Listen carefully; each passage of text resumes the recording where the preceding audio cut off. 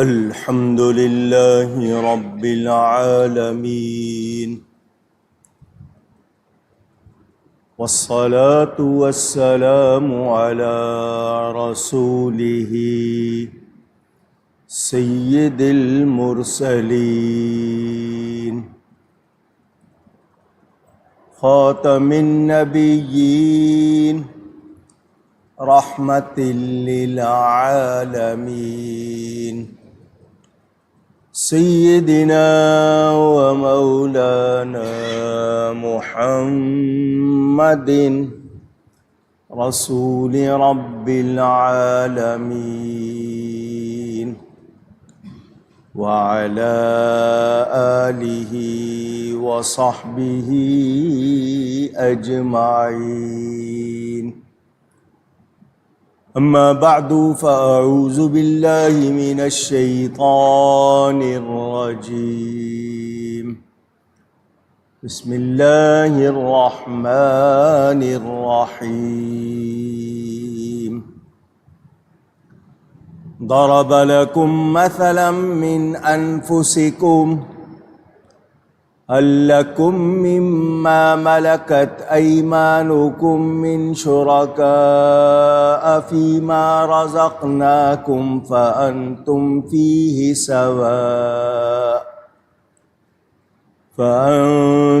فيه سواء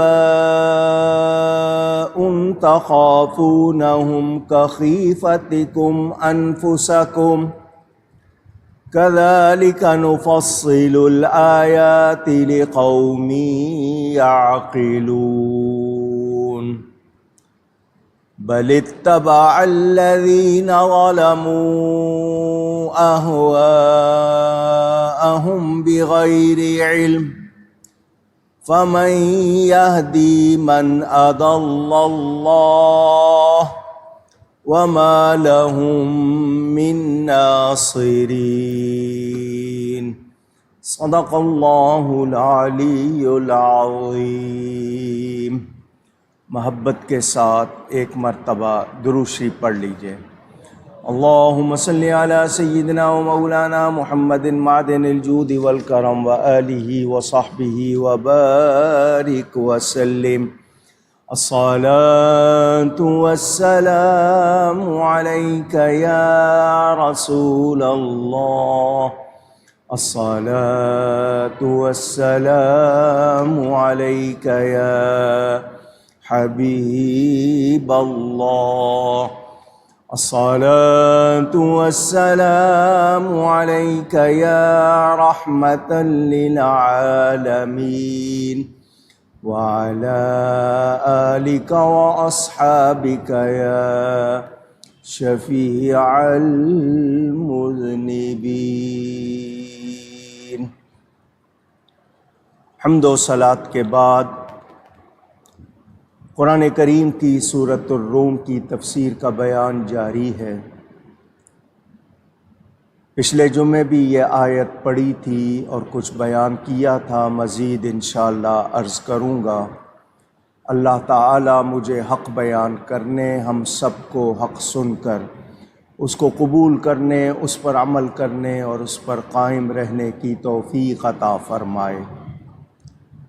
آپ نے یہ سنا کہ انسان جن چیزوں کا مالک ہوتا ہے مملوکہ، اموال اور اسباب.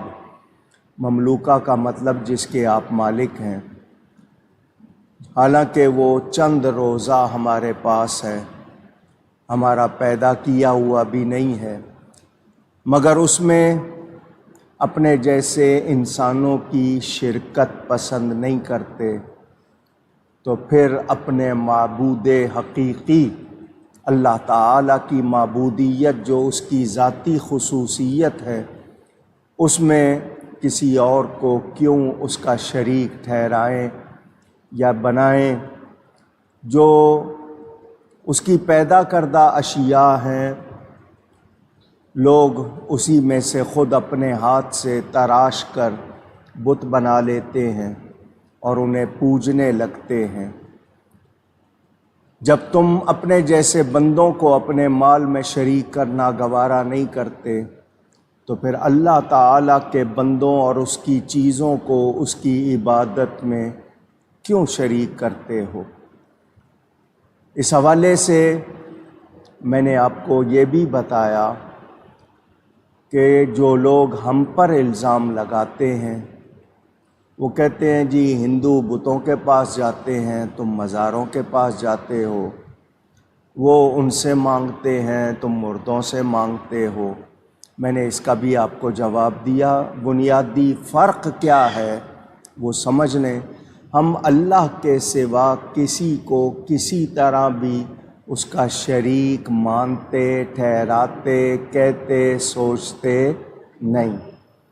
ہم اللہ تعالیٰ کی مثل اس جیسا کسی کو نہیں مانتے، اللہ تعالیٰ کے سوا کسی کی عبادت نہیں کرتے، کسی کو مستقل، مستعان، مستقل، متصرف، مستقل بذات، یہ 3 لفظ میں نے کہے کہ وہ خود سے مددگار نہیں، اللہ کی بنائی ہوئی کوئی چیز بھی، بندے ہوں کوئی ہو، خود سے وہ نہیں ہے، اللہ کے بنائے ہوئے ہیں۔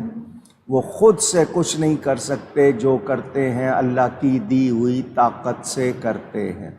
فرق آ جائے تو برابری نہیں ہوتی، جب برابری نہیں تو شرک بھی نہیں۔ میرے پاس دیکھنے کا کمال ہے، میرا اپنا نہیں ہے، میرے رب کا دیا ہوا۔ میرے پاس سننے کا کمال ہے، میرا اپنا نہیں، میرے رب کا دیا ہوا۔ اللہ جتنا چاہے دے، جتنا چاہے نہ دے، وہ جب چاہے واپس لے لے، نہ چاہے نہ لے، یہ اس کے اختیار میں، میری ہر چیز اس کے قبضہ و اختیار میں ہے۔ اللہ کی کوئی چیز اس کے قبضہ و اختیار سے باہر، اونچی کہیے گا، نہیں ہے، کسی اور کے قبضہ اور کنٹرول میں نہیں ہے۔ ہماری ہر چیز اللہ کے قبضہ و کنٹرول میں ہے۔ تو فرق ہے، ہم کسی مزار کی پوجا نہیں کرتے، نہ زندہ مردہ کی پوجا کرتے ہیں، نہ ان کو اللہ کا شریک ٹھہراتے ہیں، نہ اللہ کی مثل مانتے ہیں، نہ ان کے لیے ذاتی کمال مانتے ہیں۔ تو ہمارے اتنے فرق، یہ لوگ بتوں کی پوجا کرتے ہیں، انہیں شریک ٹھہراتے ہیں، وہ اور ان کا ہمارا تقابل نہیں ہے، کیونکہ بات ہماری واضح ہے، ہم اللہ کے سوا کسی کی عبادت نہیں کرتے۔ آپ نے یہ سن لیا۔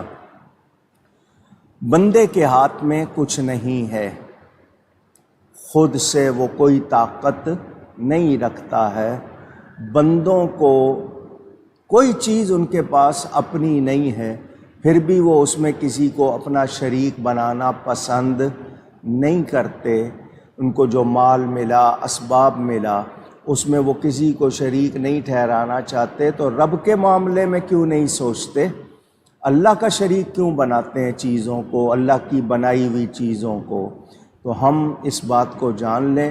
اللہ فرماتا ہے کہ اللہ تعالی مفصل نشانیاں، توحید کے دلائل بیان کرتا ہے، اس جیسی اور کوئی تفصیل نہیں ہوگی، یعنی جو چیزیں ہم محسوس کر سکتے ہیں، دیکھ سکتے ہیں، سمجھ سکتے ہیں، اس کے لیے ہمیں بتا دیا گیا، ہمارے لیے آسانی کر دی گئی۔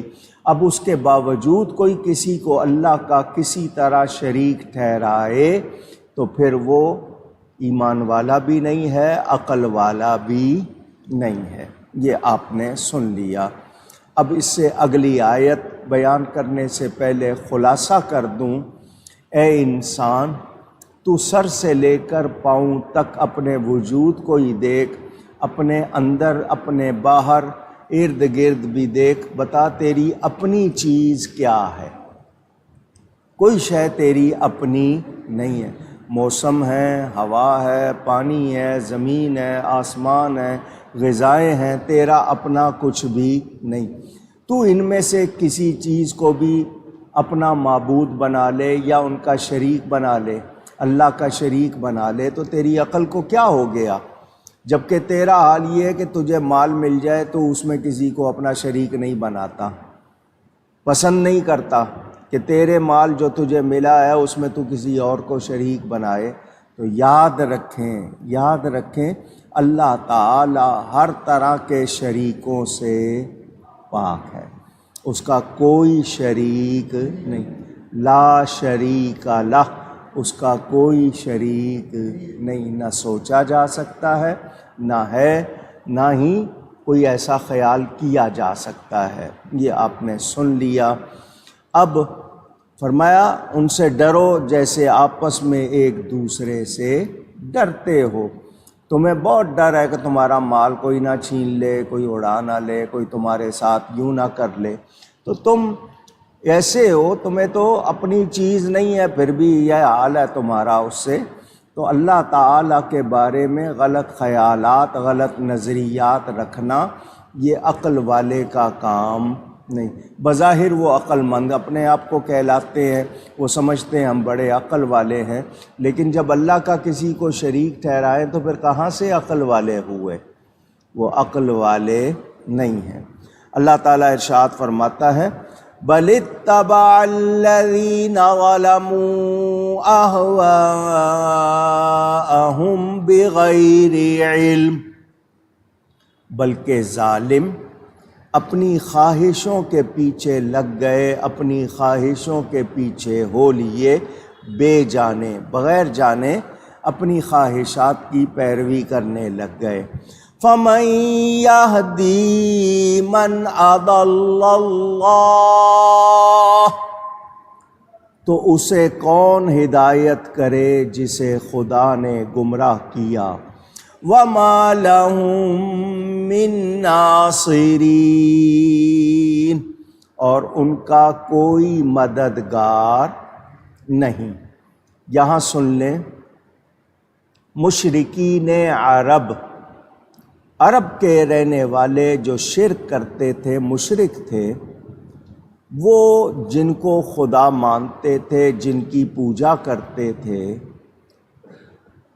ان کو رب تعالیٰ پر دھونس اور زور ان کا مانتے تھے کہ یہ رب پر دھونس چلا سکتے ہیں، یہ زور دباؤ ڈال سکتے ہیں، کہ اللہ کو ان سے خوف ہے، اگر یہ بگڑ گئے تو اللہ کو یہ ڈر ہے کہ اس کی سلطنت نہیں چل سکے گی۔ یہ ان کا عقیدہ تھا، جبکہ کسی مسلمان کا ایسا کوئی خیال نہیں۔ تو یہ خوف کا ذکر کیا کہ ان سے ڈرو جیسے آپس میں ایک دوسرے سے ڈرتے ہو۔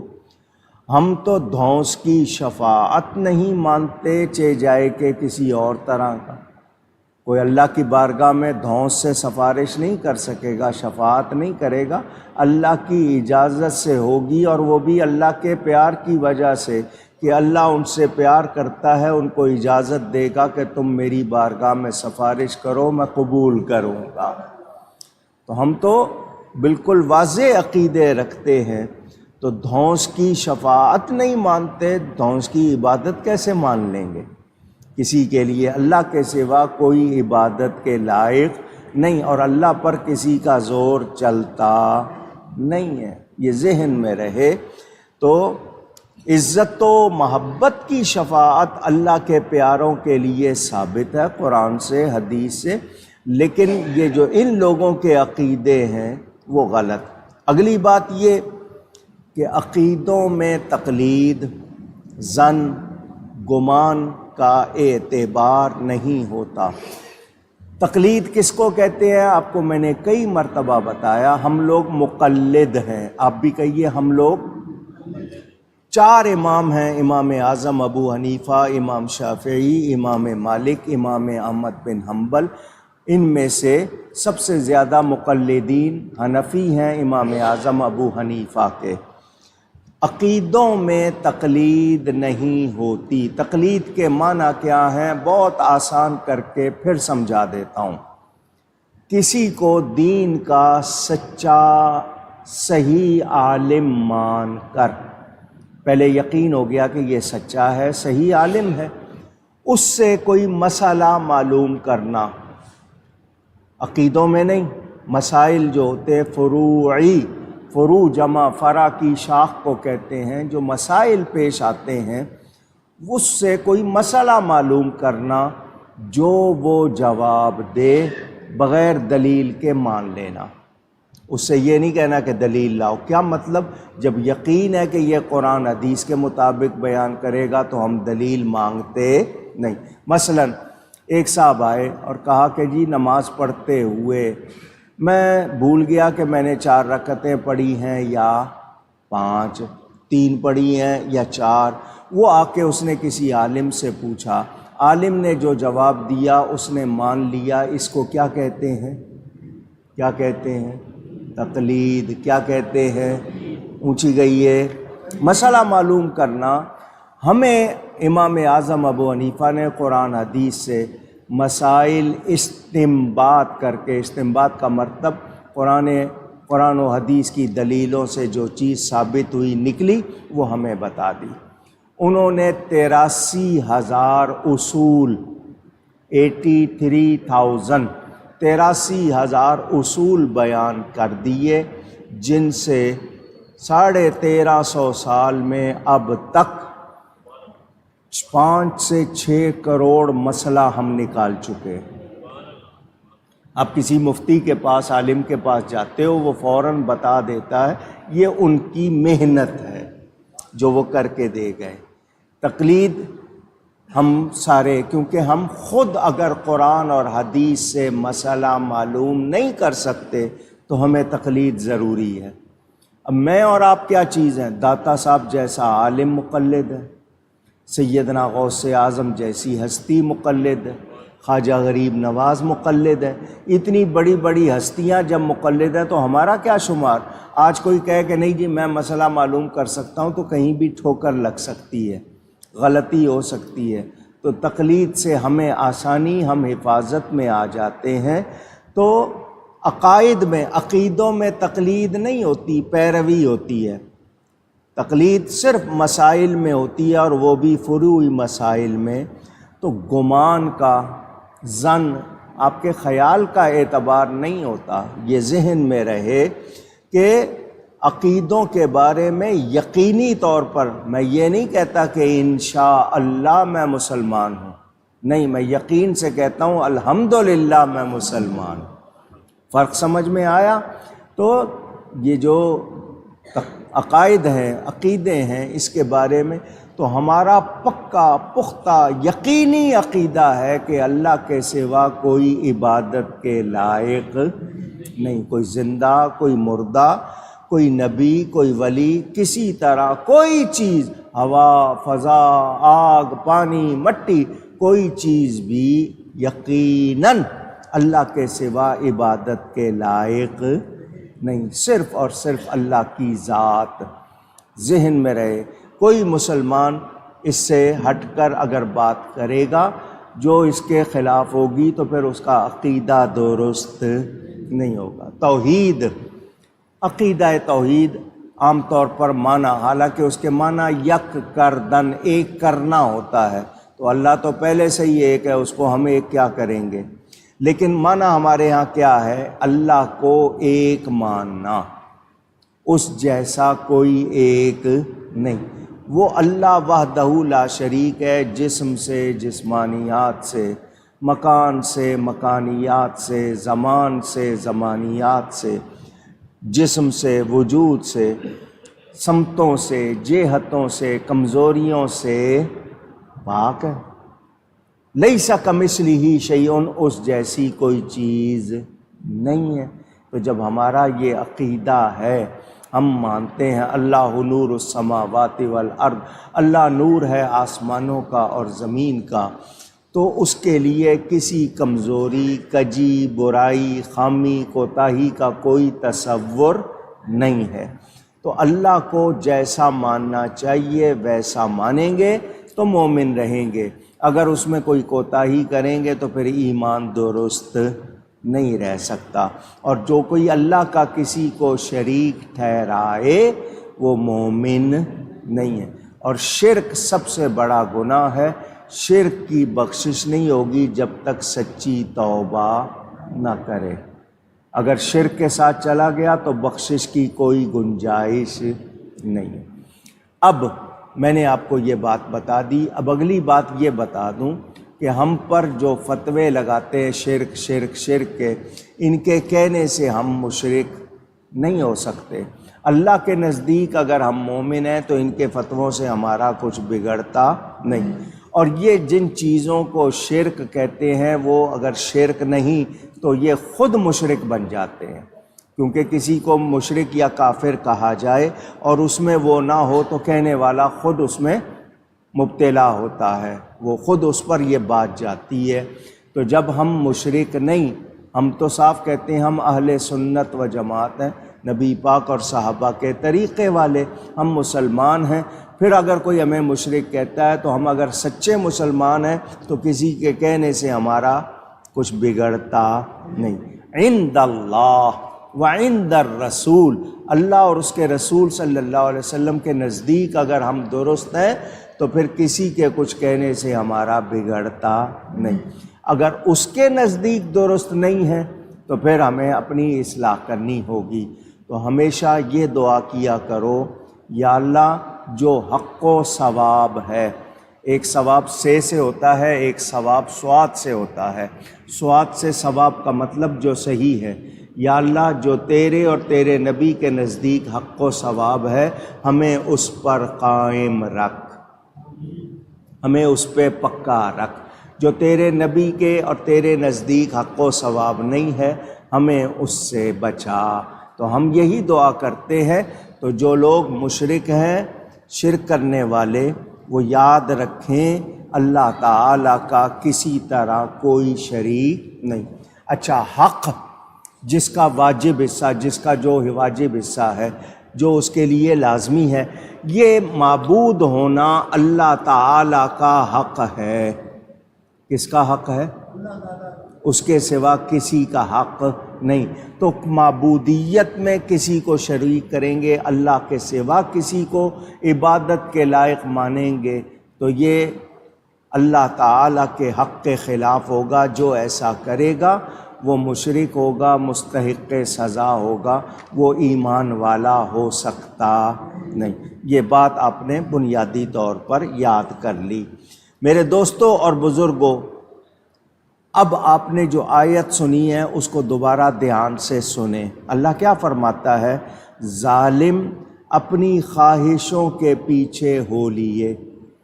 جن لوگوں نے شرک کیا، جنہوں نے اپنے آپ کو خراب کیا، یہ اپنی خواہشوں کے پیچھے لگ گئے، انہوں نے حقیقت کو قبول نہیں کیا، اور یہ بے جانے، جانو سمجھو غور کرو، لیکن یہ بے جانے اپنی خواہشوں کے پیچھے لگ گئے۔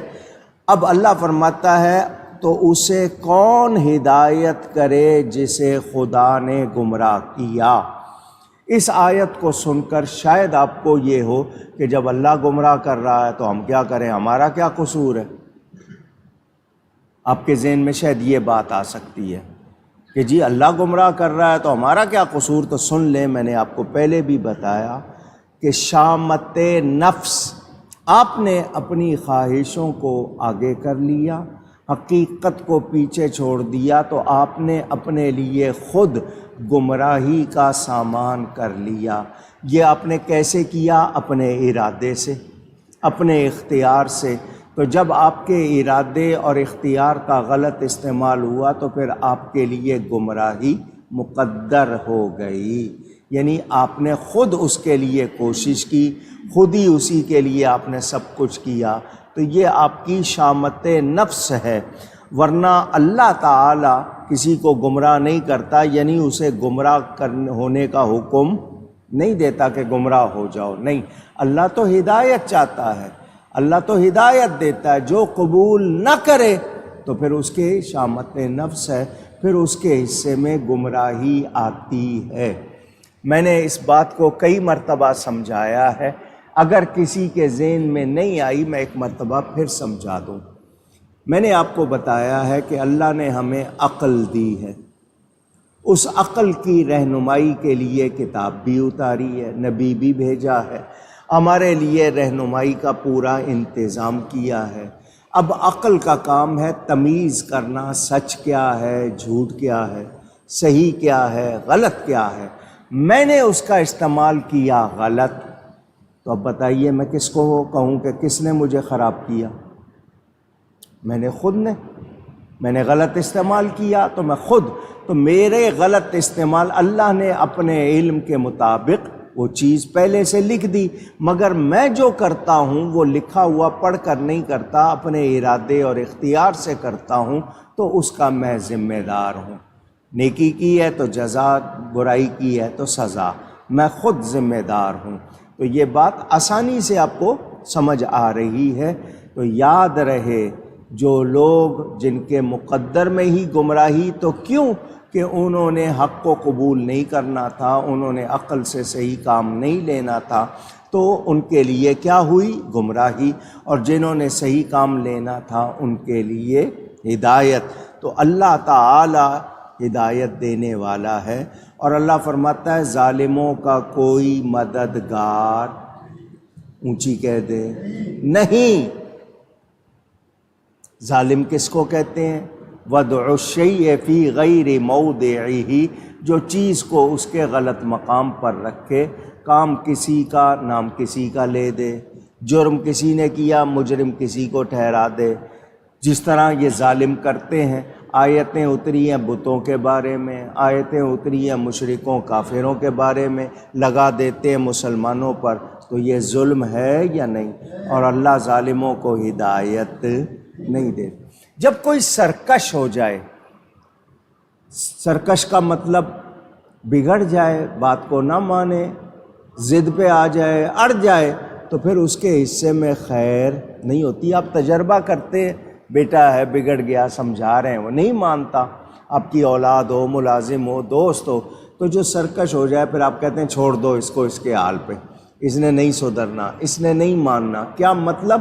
کہ وہ اپنی خواہش کو ہی خدا بنا لیتا ہے، پھر وہ اسی کو ہی مانتا ہے، وہ حق کو قبول نہیں کرتا، تو پھر گمراہی اس کا مقدر ہے یا نہیں ہے؟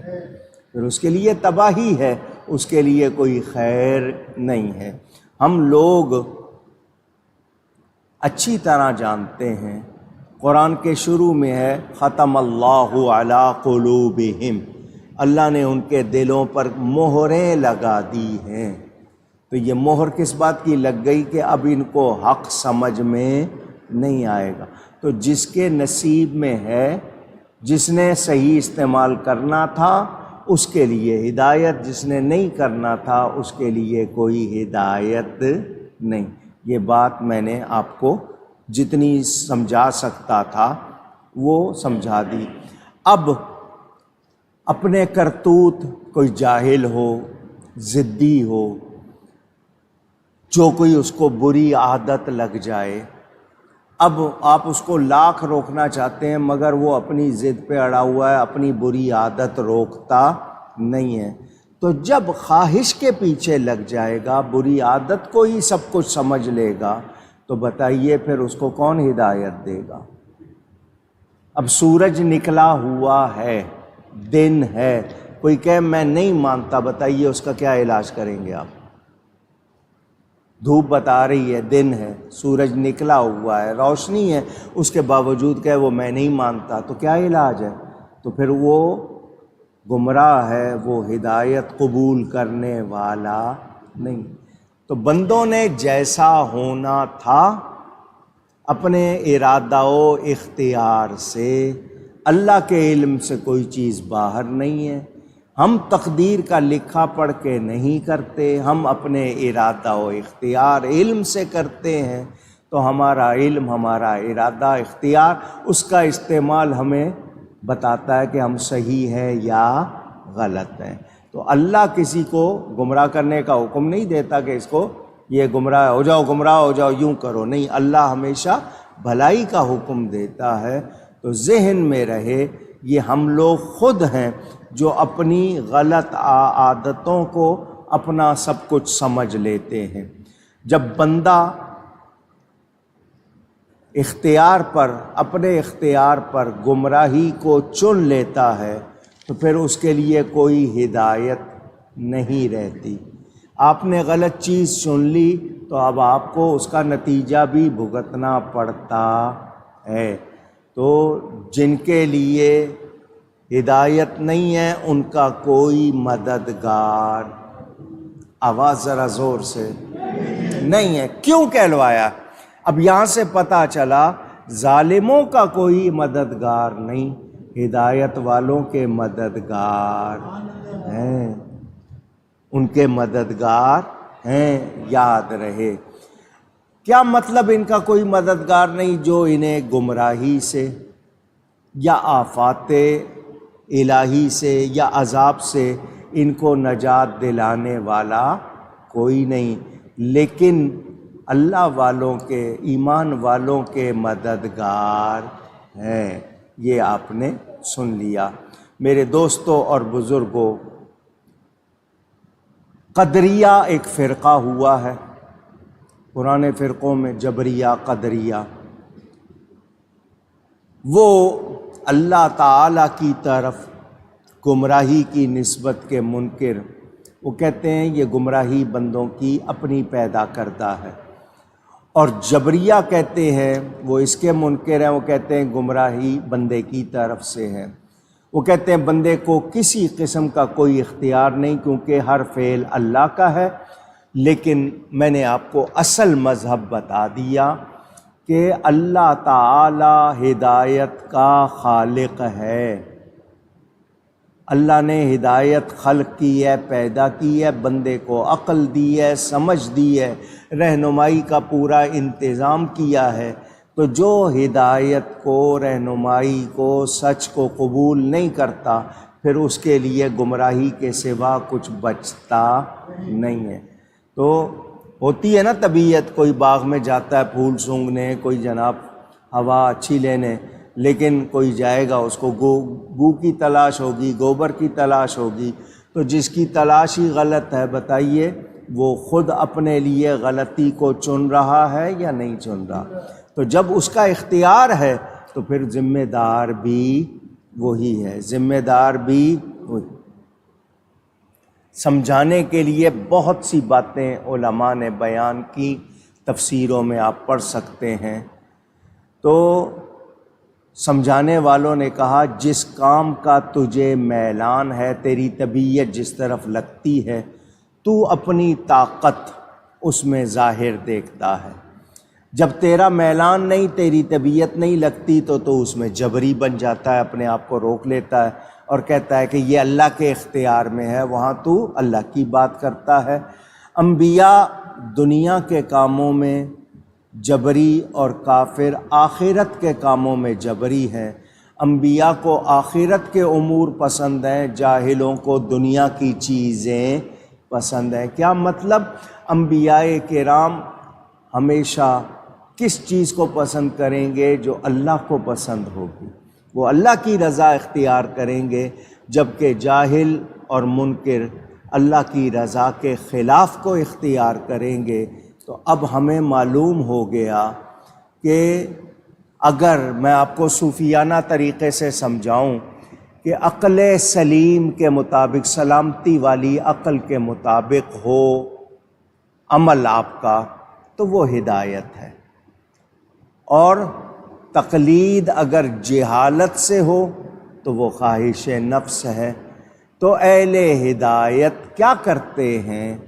ہم لوگ اللہ والوں کے پاس جاتے ہیں، اللہ والے ہمیں جو سچ ہے، جو حق ہے، جو صحیح راستہ ہے، اس کی طرف ہماری پوری رہنمائی کر دیتے ہیں، ہمارے دل کا قبلہ صحیح کر دیتے ہیں، اور توبہ کی ہمیں تلقین کرتے ہیں۔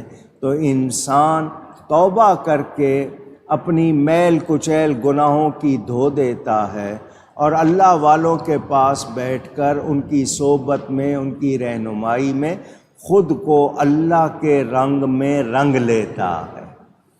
لیکن یہ چیز آپ کو خود سے حاصل نہیں ہو سکتی، تو اللہ نے انتظام کر دیا، اپنے بندے ولی بنا دیے۔ کیوں کہ تجھ میں یہ طاقت نہیں ہے تو میرے پیاروں کے ساتھ ہو جا، ان کے ساتھ ہو جائے گا تو تیرا بیڑا بھی پار۔ یا ایھا الذین آمنوا اتقوا اللہ وکونوا مع الصادقین، یا ایھا الذین آمنوا اتقوا اللہ وابتغوا الیہ الوسیلہ، اے ایمان والو اللہ سے ڈرو اور سچوں کے ساتھ ہو جاؤ، اے ایمان والو اللہ سے ڈرو اور اللہ کی طرف وسیلہ تلاش کرو۔ یہ قرآن میں اللہ کے حکم، تو ہم کمزور ہیں، اللہ والے اللہ کی عطا سے محفوظ ہیں، بچے ہوئے ہیں، اللہ نے ان کو کمال اور طاقت عطا کی، تو نتیجہ کیا ہوتا ہے؟ جب آپ ان کے ساتھ لگ جاتے ہو تو آپ بھی شیطان اور اس کے شر سے بچ جاتے ہو۔ شیطان نے خود کہا تھا یا اللہ جو تیرے مخلص بندے ہیں ان پر میرا زور نہیں چلے گا۔ تو اللہ تعالیٰ کے پیاروں کے ساتھ ہو کر ہم اپنے آپ کو بچا لیتے ہیں۔ صحبت کا اثر ہوتا ہے، لوہے والے کے پاس بیٹھو تو اگر آپ جلو گے نہیں تو دھواں تو آئے گا، کالک تو آئے گی، کوئلے والے کے پاس بیٹھو گے دھواں آئے گا، کالک آئے گی، بھلے جلے یا نہ جلے۔ عطر والے کے پاس بیٹھو، عطر نہیں بھی خریدو گے خوشبو آئے گی۔ صحبت کا اثر ہوتا ہے، تو بتا دیا گیا جو اللہ والوں کی صحبت میں بیٹھتے ہیں لا یشقا جلیسہم، وہ بدبخت رہتے نہیں۔ ہاں کوئی اللہ والا بنا ہوا ہو اور ہو نہ، شریعت و سنت کا پابند نہ ہو اور ایسے ہی ظاہری ڈبہ پیر جس کو آپ کہہ دیتے ہیں جعلی پیر بنا ہو، تو اس کی بات نہیں کر رہا میں، اللہ والوں کی بات کر رہا ہوں، کیونکہ وہ اللہ کی رضا کے خلاف نہ کہتے ہیں نہ کرتے ہیں۔ بات سمجھ میں آئی آپ کو؟ اب یہ جو خواہشات ہیں انسان کی، خواہشات کا ہونا بری بات نہیں ہے، خواہشات کا غلط ہونا، تو ہمیں کیا کرنا ہے؟ تہذیب کرنی ہے، اس کو سنوارنا ہے، دیکھنا ہے کون سی خواہش شریعت کے خلاف ہے، سنت کے خلاف ہے، اس کے پیچھے نہیں جانا، اس کو دور کرنا ہے۔ جو شریعت کے مطابق ہے، جو سنت کے مطابق ہے، اس پر آپ کو چلنا ہے۔ مثلا ایک شخص کی خواہش ہے درود شریف پڑھنے کی، تو کیا اس کو بھی غلط کہو گے؟ ایک کی خواہش ہے مسجد میں جا کے نماز پڑھنے کی، کیا اس کو بھی غلط کہو گے؟ نہیں، غلط خواہشات کو نکالنا ہے، سنوارنا ہے۔ اور یہ عقل جو ہے خود سے نہیں ہوتی جب تک اس کی رہنمائی کوئی روحانی طاقت نہ کرے۔ اللہ کا فضل نہ ہو تو آپ کو عقل پھر صحیح سجھاتی نہیں ہے، اسی لیے عقل کو شریعت و سنت کی لگام دی جاتی ہے، ورنہ یہ عقل بہکا دیتی ہے۔ صبح کچھ ہے، دوپہر کچھ ہے، شام کچھ ہے، ابھی کچھ ہے، اگلے لمحے کچھ ہے۔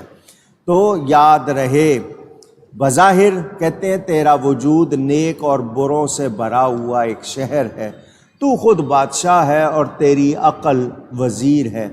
ہوا و ہوس، یہ جو لالچ اور خواہشات کا غلام بننا، تو ہوا و ہوس کو جنگ کی طاقت، لڑنے کی طاقت نہیں رکھیں گے۔ جب دیکھیں گے عقل کا پنجہ تیز ہو رہا ہے تو پھر کیا کرتے ہیں؟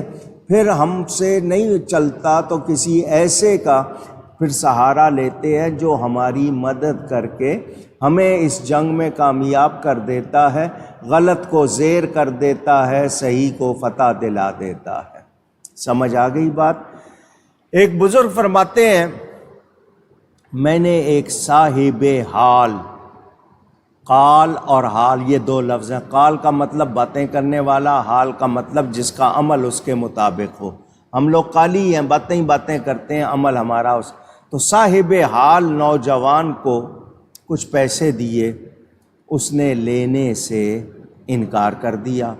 میں نے بہت زیادہ اس کی منت سماجت کی، تو اس نے ریت کی مٹھی بھر کر اپنے تھیلے میں ڈال کے دیکھا تو وہ پانی سے بھر گیا۔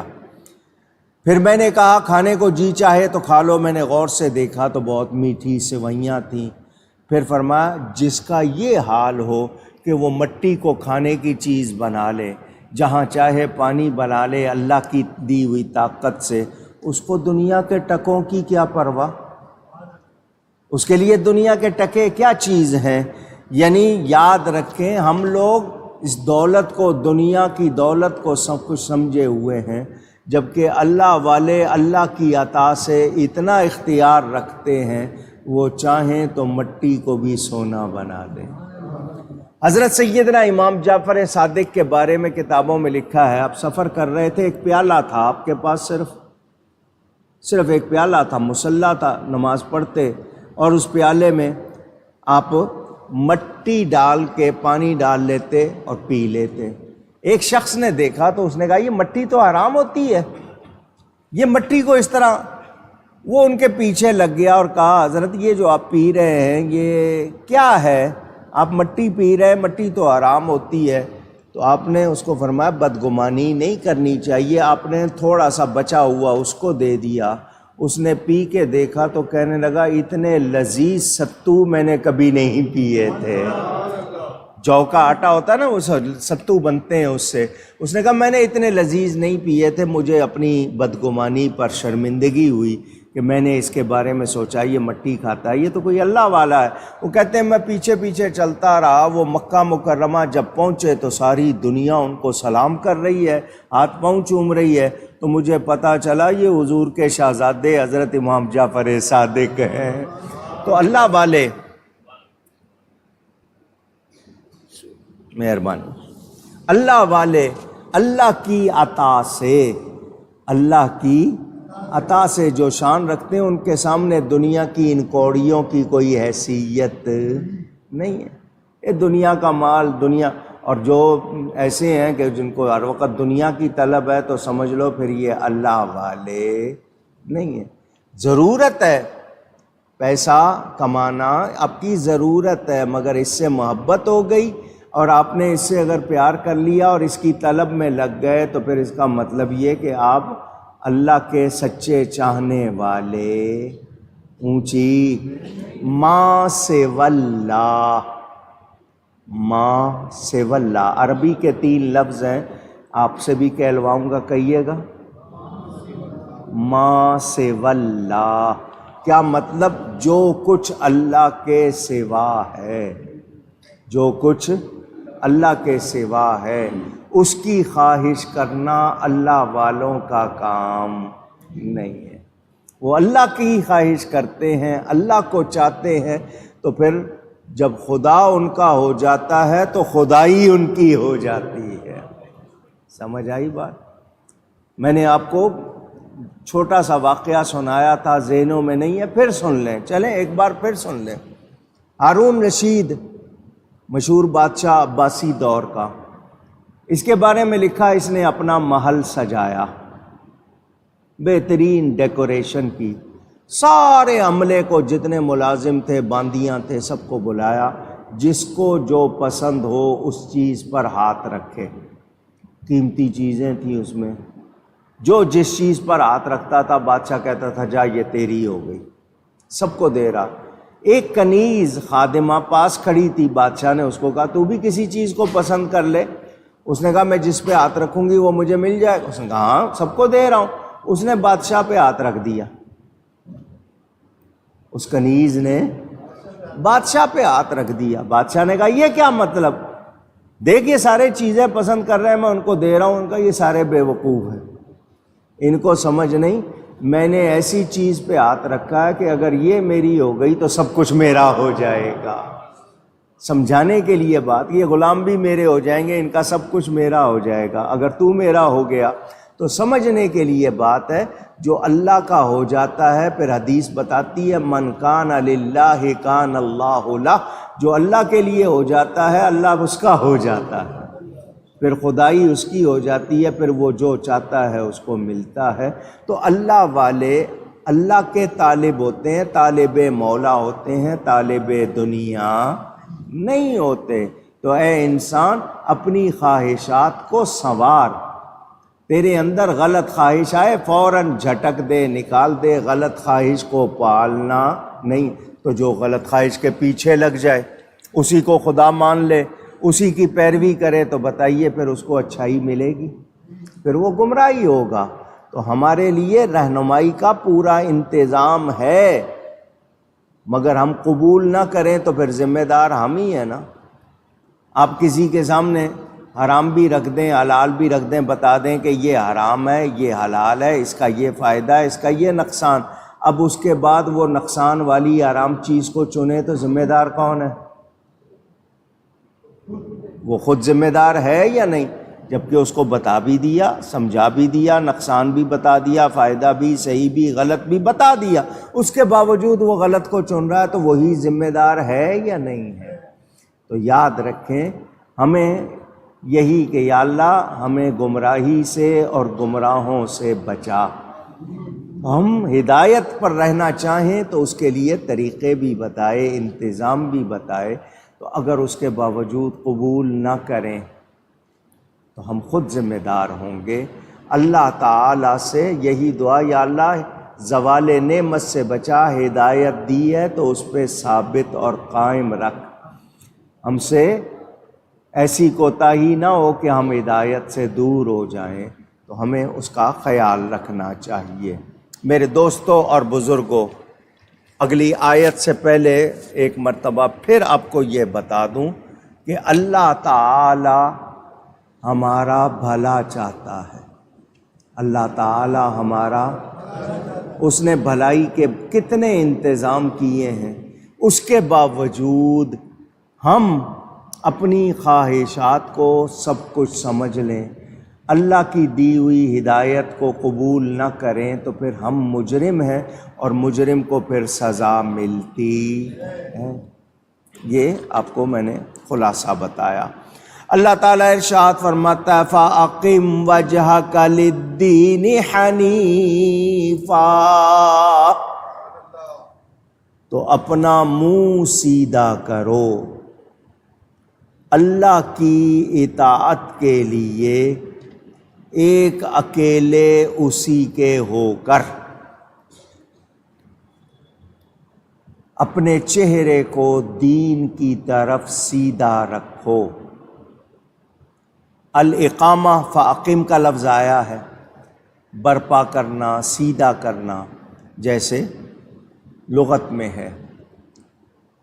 اور ومن یسلم وجہہ، اور جو اس کی ذات کی طرف جھک جائے۔ اسلام کے معنی گردن نہادن، گردن رکھ دینا، سراپا تسلیم و رضا بن جانا۔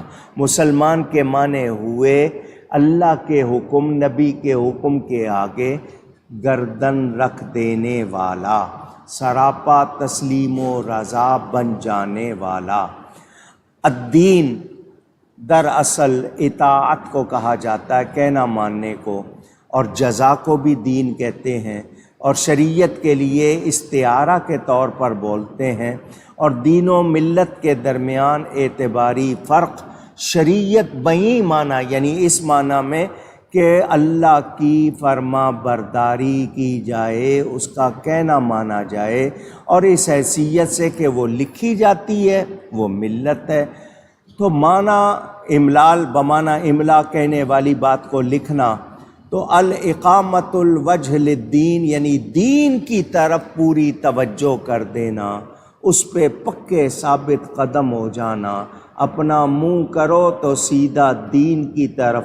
قبلہ کہتے ہیں توجہ کے مرکز کو، ہماری توجہ کا مرکز اللہ کی اطاعت ہونا چاہیے، اللہ کا کہنا ماننا۔ یہ اگر ہے تو ہم اللہ کے ہیں، ورنہ پھر ہم دنیا کے ہیں، بندے اللہ کے بندے نہیں ہیں۔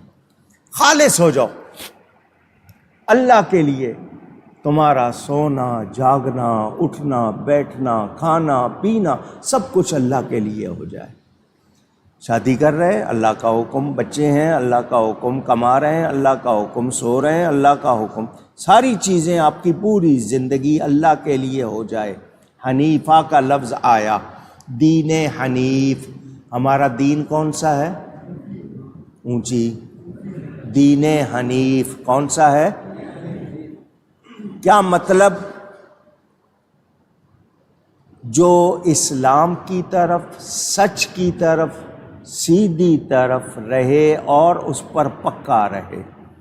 امام اعظم ابو حنیفہ سیدھے دین والے، سچے دین والے، پکے دین والے۔ حنیف وہ ہوتا ہے جو اسلام کی طرف صحیح میلان رکھے، اس کی ساری توجہ اسلام کی طرف ہو اور وہ اس پر ثابت قدم ہو، تو ہمارا دین سیدھا ہے۔ اور ہمیں اس پہ پکے رہنا، اسی لیے اس کو دین حنیف کہتے ہیں۔ تو جب مشرکین کا یہ حال ہے کہ وہ اپنی خواہشات میں پکے منہمک ہیں، ہدایت سے منہ پھیر رہے ہیں، تو پھر جو دین حق کی طرف متوجہ ہو جائے اس کو چاہیے وہ دین میں ایسا پکا ہو جائے کہ ادھر ادھر اس کی توجہ نہ ہو۔ ایک شخص اپنی خواہش میں غرق، تو ہمیں سچے دین میں غرق ہونا چاہیے، اللہ کی رضا میں۔ ہمیں اس کے خلاف کوئی بات پسند آنی نہیں چاہیے۔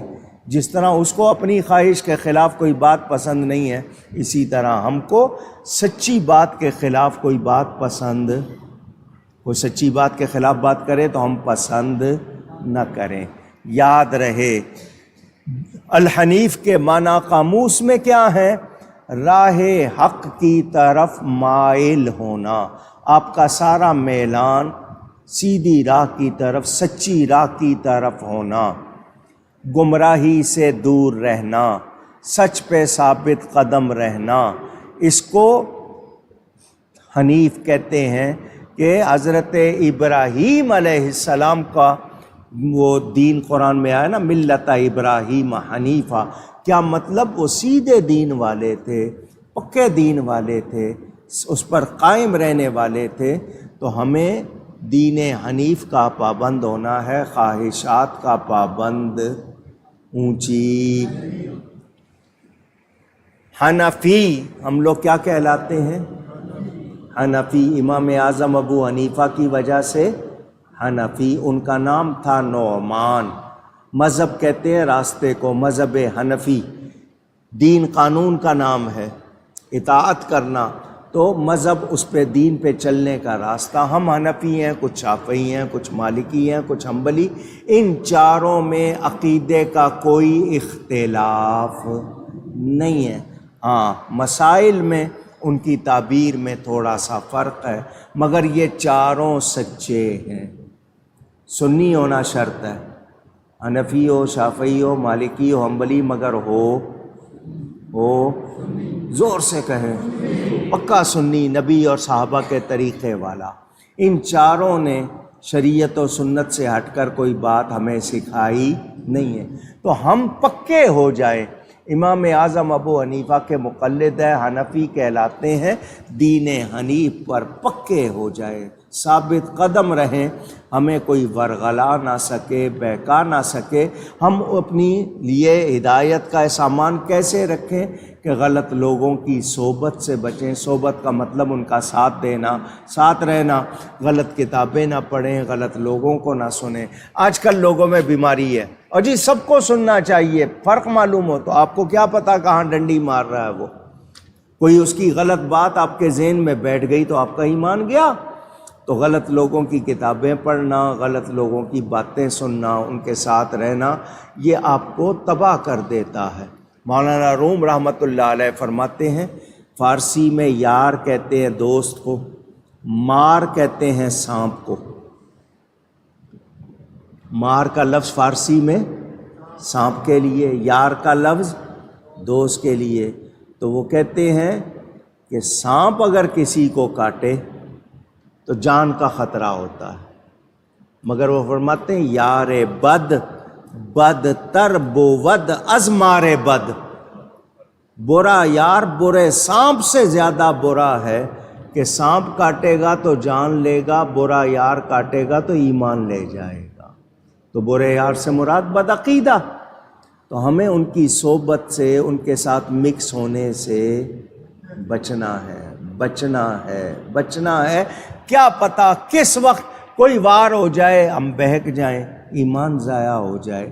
تو برے کی صحبت بھی بری ہے، اس میں ہم نے پڑھنا نہیں، یہ یاد رکھیں۔ اللہ تعالی دین حنیف پر پکا رکھے، ثابت قدم رکھے۔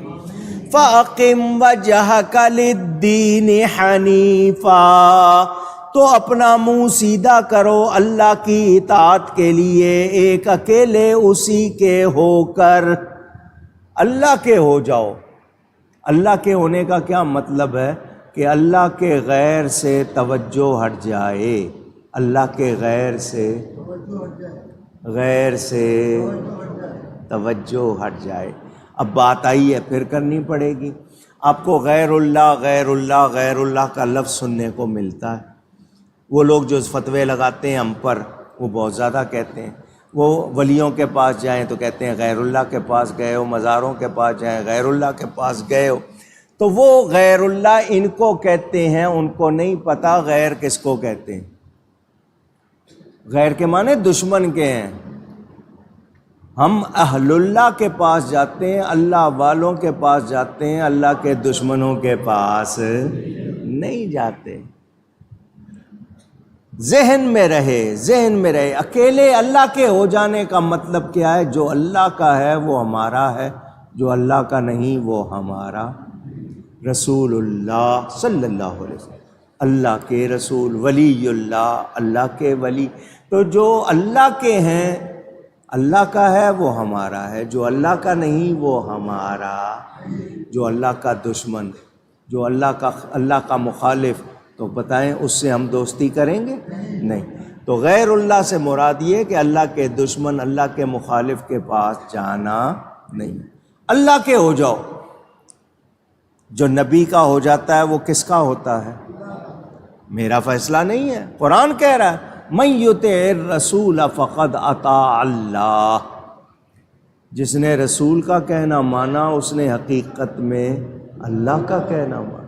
جو رسول سے بیعت کرتے ہیں وہ اللہ سے بیعت کرتے ہیں۔ رسول کا ہاتھ، اللہ کا ہاتھ، قرآن گواہی دے رہا ہے۔ تو میں نبی سے پیار کرتا ہوں تو نبی سے پیار اللہ سے پیار ہے، وہاں غیریت نہیں ہے۔ وہ لوگ جو نبی کو اللہ کا غیر کہتے ہیں، ذرا پہلے بتائیں غیر کہتے کس کو ہیں؟ حالانکہ سمجھانے کے لیے کہیں گے جو جس کا غیر ہے، جو جس کا غیر ہے اس کے مقابلے میں اس کی حیثیت مستقل ہو۔ تو اللہ کے مقابلے میں کس کی حیثیت مستقل ہے؟ اگر بات کرتے ہو تو پھر اس طرح آؤ۔ تو میں نے آپ کو بتا دیا غیر اللہ سے مراد وہ جو اللہ کے مخالف، اللہ کے دوست، جو اللہ کے خلاف ہیں۔ اللہ والے اللہ کے پیارے ہیں، تو ہم اللہ والوں کے ہوتے ہیں کہ وہ اللہ کے ہیں۔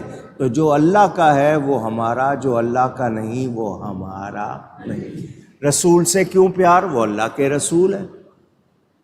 ولیوں سے کیوں پیار؟ وہ اللہ کے ولی۔ شعائر اللہ، اللہ کی نشانیوں سے کیوں پیار؟ کہ وہ اللہ کی نشانیاں ہیں۔ تو ذہن میں رکھنا چاہیے وہ لوگ جو کسی طرح آپ کو بہکاتے ہیں، ان کو سمجھ نہیں ہے، آپ نے صحیح عقیدوں پر پکا رہنا ہے۔ تو یاد آپ نے سن لیا، اپنے چہرے کو دین کی طرف سیدھا رکھنا ہے۔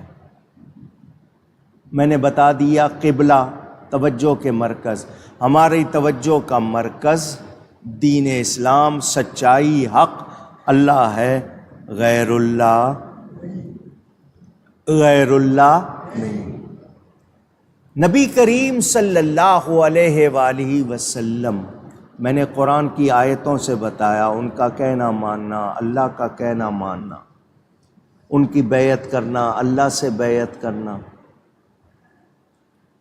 اور ان کا کہنا ماننا، ان کی پیروی کرنا، یہ سب ہمیں بتا دیا۔ یہ اللہ کے قرب، اللہ کی محبوبیت دینے والی چیزیں۔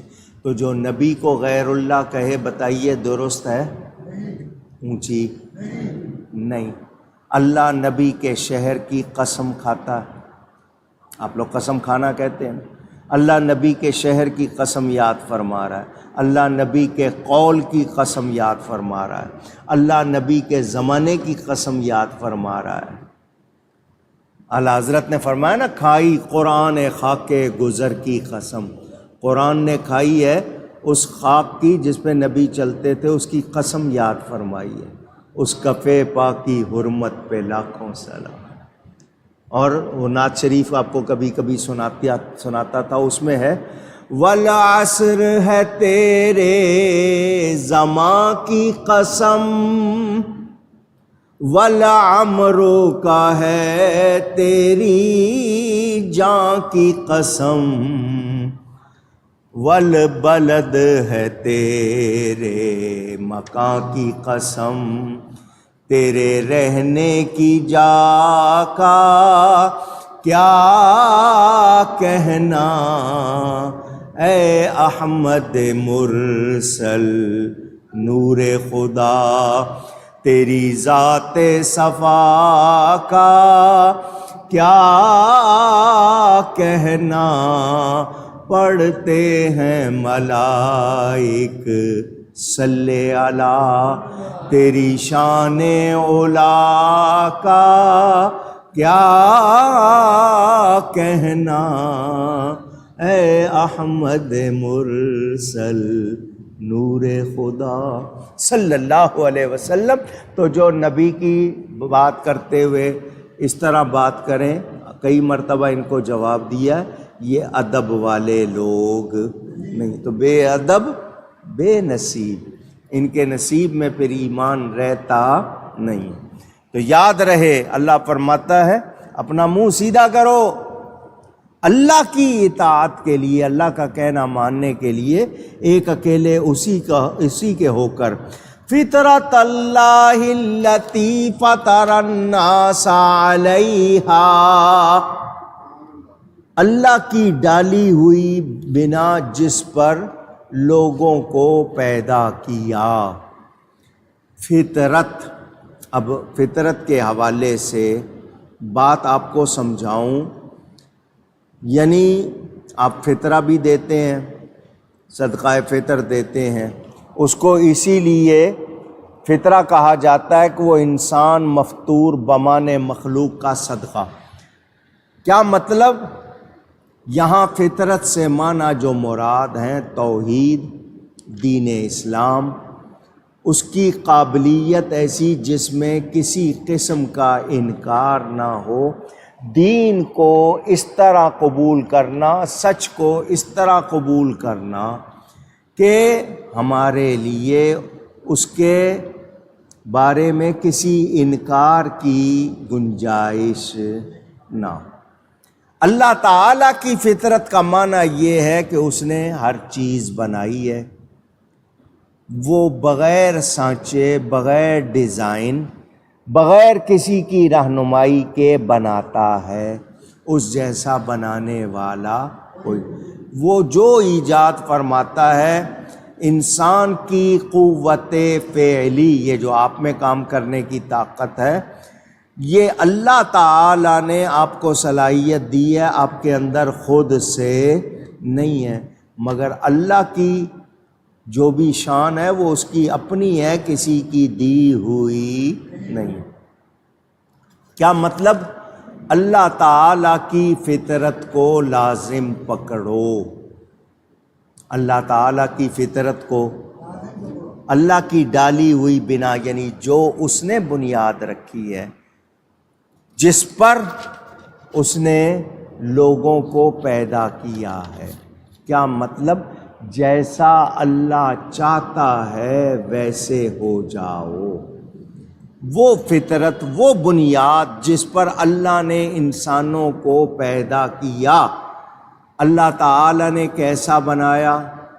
اب ہم لوگ اس پر اگر سمجھیں گے تو میں آپ کو بنیادی باتیں سناتا ہوں، دھیان سے سنیں۔ حدیث شریف بتاتی ہے کل مولود یولد علی الفطرہ، ہر بچہ فطرت پر پیدا ہوتا ہے، جو بھی پیدا ہوتا ہے وہ، مجھے سب کی آواز چاہیے، فطرت پر پیدا ہوتا ہے، یہ حقیقت ہے۔ کافر کے گھر میں پیدا ہو، مشرک کے گھر میں پیدا ہو، پیدا ہونے والا فطرت پر پیدا ہوتا ہے۔ اس کے ماں باپ فَأَبَوَاهُ، اس کے ماں باپ جو ہیں وہ اس کو یہودی بنا دیں، مجوسی بنا دیں، جو بنا دیں، بچہ دین فطرت پر پیدا ہوتا ہے۔ کیا مطلب؟ مسلمان۔ کیا مطلب؟ اسلام کے معنی آپ کو بتا دیے، گردن نہادن، وہ اللہ کے سامنے جھکنے والا، اللہ کو ماننے والا، مگر اس کے ماں باپ اس کو بنا دیں، جب عقل آ جائے وہ اس کے بعد بھی نہ سمجھے، اسی پر رہے، تو وہ بگڑتا ہے، پیدا ہوتا ہے دین فطرت پر۔ اسی طرح حدیث قدسی اللہ کا فرمان بتایا جاتا ہے، تمام بندے کل عبادی خلقت حنفاء، تمام بندے حنیف یعنی سیدھے راہ والے ہو کر پیدا ہوتے ہیں، پھر انہیں انسان یا شیطان جن سچے دین سے گمراہ کر دیتے ہیں اور حکم دیتے ہیں ان کو کہ اللہ کے سوا کسی کو شریک کرو، تو یہ پیدا سارے فطرت پر ہوتے ہیں۔ اب مجھے آپ کو یہ بات سمجھانی ہے کہ بچہ تو ماں سے سلامتی پر پیدا ہوتا ہے، پھر وہ باپ کے طریقے پر چلتا ہے، تو سمجھ لیں حضور صلی اللہ علیہ وسلم کا فرمان بالکل سچا ہے کہ ماں میں جو بھی کوئی بھی ماں میں مولود الا وقد یولد علی فطرت الاسلام ثم ابواہ یحودانہ وینصرانہ ویمجسانہ، تو یہ ذہن میں رہے کہ باپ اور ماں باپ جو ہیں وہ اگر بگاڑ دیں، بچہ فطرت پر پیدا ہوا، فطرت کا مطلب اللہ نے جو بنیاد بنائی، تو اللہ نے بنیاد صحیح بنائی ہے نا، سیدھی بنائی ہے، اصلی بنائی ہے۔ اب انسان فطرت سلیمہ پر پیدا ہوا، اس میں ایسی طبیعت رکھی گئی کہ وہ دین کو قبول کرے، وہ سچ کو قبول کرے، وہ صحیح کو قبول کرے، یہ اس کے اندر رکھا گیا ہے۔ اگر اسی حالت میں چھوڑ دیا جاتا تو وہ کبھی اصل سے جدا نہ ہوتا، اس لیے کہ دین کی اصل حسین ہے، جمیل ہے، صحیح ہونا ہے، لیکن جب وہ بشری آفات میں اور غلط لوگوں کی رہنمائی میں چلا جاتا ہے، غلط لوگ اس کو غلط راستہ دکھاتے ہیں، تو پھر وہ دین حق سے دور ہو جاتا ہے۔ اسی لیے کہا کہ شکر کرو کہ مسلمانوں کے گھر میں پیدا ہوئے، شکر کرو کہ اہل سنت کے گھر میں پیدا ہوئے، یہ کرم کی بات ہے۔ لوگ کہتے ہیں جی وہ غیروں کے ہاں پیدا ہو گئے، ان کا کیا قصور، ہم مسلمانوں کے گھر پیدا ہو گئے، ہم نے کلمہ پڑھ لیا، وہ اگر مسلمانوں کے گھر پیدا نہیں ہوئے تو ان کا کیا قصور۔ سنو، جواب 1000 بار دے چکا ہوں۔ سب سے پہلے انسان کون ہے؟ حضرت آدم علیہ السلام، وہی ہے نا؟ کون تھے وہ؟ مسلمان تھے نا؟ پوچھ رہا ہوں، سب سے پہلے انسان۔ تو شروع کہاں سے ہوا ہے؟ اسلام سے، سچائی سے۔ ان کے 2 بیٹوں میں سے ایک بیٹا قابیل جس کا نام لیا جاتا ہے وہ بگڑ گیا، وہاں سے کفر شروع ہو گیا۔ حضرت آدم کی جتنی اولاد تھی ساری صحیح رہی، اس کے بعد کفر والا سلسلہ آ گیا، کیونکہ اس نے اپنی خواہش کی پیروی کی، رب کا حکم، رب کا قانون نہیں مانا، اپنی خواہش کے پیچھے چلا، وہاں سے گمراہی کا سلسلہ شروع ہوا۔ اب ہم نے جان لیا حضرت آدم علیہ السلام سے لے کر آگے پھر حضرت نوح علیہ السلام، دنیا اسی طرح ہی بنی ہے نا، آبادی۔ ان میں سے سب کو دین کا پتہ تھا یا نہیں تھا؟ نبی آئے، بتاتے رہے، جو نہیں مانتے رہے وہ کافر، جو مانتے رہے وہ مسلمان۔ مجھے بتاؤ کون سا زمانہ ایسا ہے جس میں تعلیم نہیں تھی؟ اب آپ کہیں گے فطرت کا زمانہ، 2 نبیوں کے درمیان کا زمانہ، جس میں سارے لوگوں تک اگر کوئی دین نہیں پہنچا، حق بات نہیں پہنچی، مگر وہ فطرت پر رہے، شرک نہیں کیا، تو ان کا معاملہ اللہ کے سپرد، ان کو عذاب نہیں دیا جائے گا۔ مگر اس وقت دنیا میں دنیا گلوبل ولیج بن گئی ہے، انٹرنیٹ، ایک ایک لمحے کی خبر ساری دنیا کی دوسروں کو ہے۔ کون ہے جس کو اللہ کا نام معلوم نہیں؟ اسلاموفوبیا کس چیز کا نام ہے؟ یہ لوگ جو اسلام کے خلاف ہیں ہر وقت، تو ان کو معلوم ہے یا نہیں ہے؟ اللہ کا بھی پتہ ہے، قرآن کو جلانے کی معاذ اللہ سازش کرتے ہیں، پتہ ہے یا نہیں ہے؟ نبی کے خاکے بنانے کی کوشش کرتے ہیں، معاذ اللہ پتہ نہیں کس کے بناتے ہیں، نبی کی شکل تو بنا نہیں سکتے۔ تو یہ لوگ کون ہے جو یہ کہے کہ وہ دین کو نہیں جانتا؟ سب کو پہنچ رہا ہے مگر وہ قبول نہیں کر رہے. تو اب عقل آنے کے بعد، جب تک عقل نہیں ہے اور بات، عقل آ گئی، تمیز آ گئی، اب بھی کوئی سچ کو قبول نہ کرے تو کیا کہو گے؟ اسی کو مجرم ٹھہراؤ گے یا نہیں کہ وہ حق کو قبول نہیں کر رہا؟ تو جو لوگ کہتے ہیں جی ہم مسلمانوں کے گھر پیدا ہو گئے تو ہم نے کلمہ سن لیا، وہ نہیں پیدا ہوئے، انہوں نے نہیں سنا، ان سب کو سنایا گیا ہے، سب کو پتا ہے، مگر وہ قبول نہیں کر رہے. تو جو قبول نہیں کر رہے ان کے لیے کوئی خیر نہیں ہے.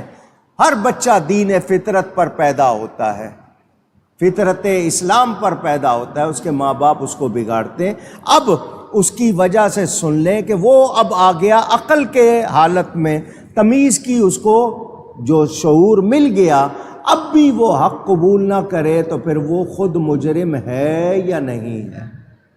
کیونکہ حق واضح ہو چکا. اب بھی وہ نہیں مان رہا تو وہ خود مجرم ہے. ہمیں یاد رکھنا چاہیے. اس حوالے سے جو لوگ کہتے ہیں نہیں جی، تو میں بتا دوں شکر کیا کرو کہ تم مسلمان کے گھر میں پیدا ہوئے، پیدا ہوتے ہی تمہیں کلمہ سننا نصیب ہوا. نعرہ تکبیر، نعرہ رسالت. حضرت مولانا ابرار احمد صاحب صدیقی رحمانی تشریف لائے، مرحبا. توجہ سے سن لیں، یاد کر لیں کہ ہمیں اگر پیدا ہوتے ہی یہ چیز ملی ہے تو ہمیں شکر ادا کرنا چاہیے. یہ کہنا چاہیے جی اس میں ہمارا کیا ہے؟ نعمت ملی ہے تو شکر ادا کریں. کچھ لوگ ہیں عمر گزر جاتی ہے ان کو ہدایت نہیں ملتی، کچھ ہیں کہ آنکھ کھولی ہے تو ہدایت والوں میں کھولی ہے. اور محبت والوں کے لیے وہ بزرگوں کا کلام ہے، اہل محبت کے لیے وہ فرماتے ہیں عشق کرم دا قطرہ ازلی. یہ اللہ کی محبت، نبی کی محبت جو عشق ہے نا، یہ اللہ کا کرم ہے اور اس کا قطرہ ازلی ہے. ازلی کا کیا مطلب؟ پہلے سے ہی، شروع سے. عشق کرم دا قطرہ ازلی تے میں دے بس نہیں، یہ تیرے میرے بس کی بات نہیں. ہک نہ کھپ دیاں ہوش گوائی تے پلے پیا نہ کائی. کچھ ایسے ہیں بستر لوٹا اٹھا کے ساری زندگی گھومتے رہے، کچھ ہاتھ آیا، در در پھرتے رہے، کچھ ملا تے ہک نہ ہوش جدوں کی آئی، اے نعمت گھر پائی. اور کچھ وہ ہیں خوش نصیب کہ ان کو ہوش آئی، کیا مطلب آنکھیں کھلی تو یہ نعمت موجود تھی. ان کو کلمہ درود نیکی سننے کی توفیق، آنکھ کھلی ہے تو ہدایت والوں میں کھلی. تو اس پہ کیا کرنا چاہیے؟ شکر. کیا کرنا چاہیے؟ ہاں نہیں جی ہم ادھر پیدا ہو گئے وہ ادھر، اس طرح کی باتیں کرنے والے نعمت کو پہچانتے نہیں. ہمیں شکر کرنا ہے اس حال میں، اللہ تعالیٰ کا شکر کرم کہ اس نے ہمیں مسلمانوں کے گھر میں پیدا کیا، ایمان والوں کے. اور ہم اور زیادہ شکر کرتے ہیں کہ اللہ نے ہمیں اہل سنت والوں کے گھر میں پیدا کیا، جن کو نبیوں ولیوں سے محبت ہے. تو اب دیکھو صحبت کا اثر ہوتا ہے. تعلق لوط علیہ السلام کی بیوی ہے، بروں کے ساتھ اس کا واسطہ رہا تو نبوت کے خاندان سے نکلی یا نہیں نکلی؟ اس کو کچھ برکت نہیں ملی. اور اصحاب کہف کو دیکھو، اللہ والے ان کے ساتھ جانور لگا، چند روز گزارے، تو بولو اس کا ذکر قرآن میں آ گیا یا نہیں آیا؟ ماشاء اللہ. نعرہ تکبیر، نعرہ رسالت. میرے دوستوں اور بزرگوں، ہمیں یاد رکھنا ہے، اس بات کو اچھی طرح سمجھنا ہے کہ ہمیں اگر اچھوں کی صحبت ملی ہے تو یہ اللہ کا کرم ہے، اس پر شکر کرنا ہے۔ کسی کو مسجد کے پڑوس میں گھر مل جائے تو کہتا ہے مجھے اللہ کے گھر کے پڑوس میں مل گیا، اور کوئی ایسا بھی ہوگا کہے گا یار یہاں تو ہر وقت اذان کی آواز آئے گی، سونے نہیں دیں گے۔ تو آپ کی سوچ، آپ کی نیت، کوئی شکر کر رہا ہے اور کوئی برا منہ بنا رہا ہے۔ تو وہ جو کہہ رہے ہیں ہم مسلمانوں کے گھر پیدا ہو گئے تو ہم کیا کریں، جو نہیں ہوئے ان کا کیا قصور؟ تو میں نے اس کا جواب آپ کو دے دیا۔ ہمیں یاد رکھنا چاہیے، حضرت خضر علیہ السلام کا واقعہ سنتے ہیں نا، موسیٰ علیہ السلام کے ساتھ انہوں نے ایک بچے کو قتل کیا تھا، تو وہ جو تھا اس کے لیے کیا فرمایا کہ یہ شدید قسم کا ہوگا، کافر ہوگا، اس کے بدلے میں ان کو اچھا دیا گیا۔ تو سارے بچے فطرت پر پیدا ہوتے ہیں، فطرت سلیمہ یعنی اسلام پر پیدا ہوتے ہیں، تو اب آگے ماں باپ بنا دیں، یا جب عقل آ جائے اور پھر وہ تمیز نہ کرے سچ اور غلط میں، صحیح اور جھوٹ میں، تو پھر اس کا جواب بننا آپ سنتے رہتے ہیں۔ عالم ارواح میں اللہ تعالیٰ نے ساری روحوں سے عہد لیا تھا، الست بربکم، کیا میں تمہارا رب نہیں ہوں؟ تو سب نے بلا کہا تھا، بے شک ہے۔ اب آگے چل کر یہاں آ کر جو لوگ اس سے ہٹ گئے تو اب ان کے لیے کوئی خیر اونچی۔ اب یہاں پر کچھ مسائل ہیں، میں نے آپ کو احکام دنیا، یہ لوگ جو کہتے ہیں کہ جی ہم اگر مسلمان ہیں تو دوسروں کا کیا قصور، میں حالانکہ مختصراً بتا چکا ہوں لیکن اس کو تھوڑا سا سمجھانا ہے، انشاءاللہ میں آئندہ آپ کو سمجھاؤں گا، آسان کر کے بتا دوں گا تاکہ بات سمجھ میں آ جائے۔ آج کا خلاصہ اتنا، اللہ فرماتا ہے اپنا منہ سیدھا کرو، فَأَقِمْ وَجْهَكَ لِلدِّينِ حَنِيفًا، اللہ کی اطاعت کے لیے اکیلے اسی ایک کے ہو کر اللہ کے لیے ہو جاؤ۔ منہ سیدھا کرنے کا مطلب یہ کہ سیدھے دین پر پکے ہو جاؤ، سیدھے دین پر۔ آپ کو حنیف کا معنی بتا دیا، دین حنیف کا معنی بتا دیا، امام اعظم ابو حنیفہ، اس ابو حنیفہ کا مطلب سب کچھ آپ کو بتا دیا۔ سیدھے دین پر پکے ہو جاؤ، یہ اللہ فرما رہا ہے، ایک اسی کے ہو کر، اللہ کے ہو کر۔ اب یہ نہیں ہے کہ اس کے بھی ہونا ہے اس کے بھی ہونا، نہیں، اکیلے اللہ کے ہو کے، غیر اللہ کا نہیں ہونا، غیر اللہ کا، اہل اللہ کا ہونا ہے۔ اہل اللہ کا معنی اللہ والے، غیر اللہ کا معنی اللہ کے دشمن۔ تو دشمنوں کا نہیں ہونا، اللہ والوں کا ہونا ہے، اللہ والوں کا ہونا ہے۔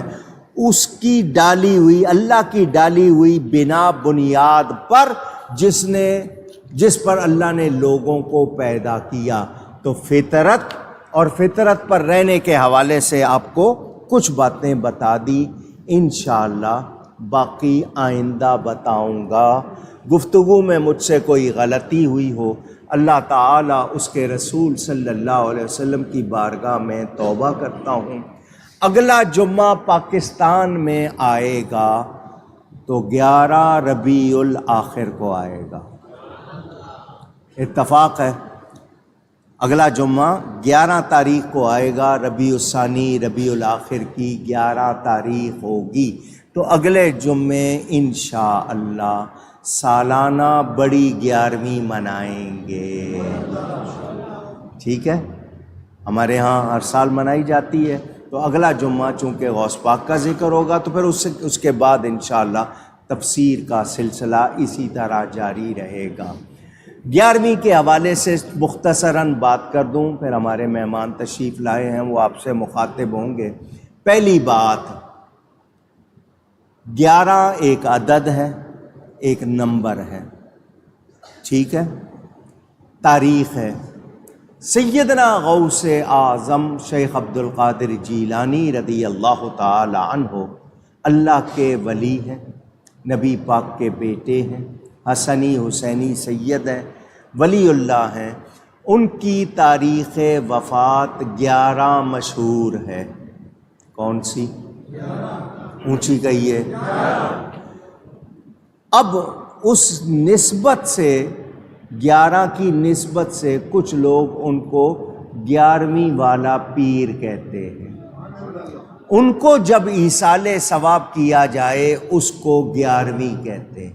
میں نے 11ویں کا مطلب آپ کو بتا دیا، 11 تاریخ 11 نمبر، تو ان کی تاریخ 11 ہے تو ان کو 11ویں والا پیر کہہ دیتے ہیں۔ ان کو ایصال ثواب کریں تو اس کو 11ویں، جس طرح تیسرے دن ایصال ثواب کریں تو سوئم کہہ دیتے ہیں، 7ویں دن کریں 7واں کہہ دیتے ہیں، 10ویں دن کریں 10واں، 20ویں دن 20واں، 40ویں دن 40واں، سال کے بعد کہیں۔ تو یہ نام ہے، اصل چیز ایصال ثواب۔ آپ سب کہیے اصل چیز ایصال ثواب، یعنی کوئی نیکی کر کے کسی کو ثواب پہنچانے بخشنے کا عمل، اس کو ایصال ثواب کہتے ہیں۔ تو 11ویں شریف اصل میں ایصال ثواب نام ہے، 11ویں اصل کیا ہے؟ اس کا نام فاتحہ رکھو، قل رکھو، ختم رکھو، عرس رکھو، برسی رکھو، یہ سارے نام ہیں، اصل چیز ایصال۔ سیدنا غوث اعظم کے حوالے سے ایک بات کی جاتی ہے کہ وہ خود 11ویں کیا کرتے تھے۔ اس کے حوالے سے کچھ لوگ کہتے ہیں کہ وہ 11ویں کس طرح کرتے تھے، تم کس طرح؟ وہ کرتے تھے اپنے ارادے کے مطابق، ہم کرتے ہیں ایصال ثواب کے لیے۔ ہم کیا کرتے ہیں؟ ایصال ثواب کے لیے، تو اس کو 11ویں کہا جاتا ہے، اصل چیز ایصال ثواب۔ آپ سب نے جتنے سنی ہیں سب نے 11ویں کرنی، 11ویں کرنی۔ طریقہ آپ کہیں گے جی 11ویں کرنی ہے تو مجھے 11 لوگوں کا کھانا پکانا پڑے گا یا 11 چیزیں رکھنی پڑیں گی، کوئی ایسی شرط نہیں ہے۔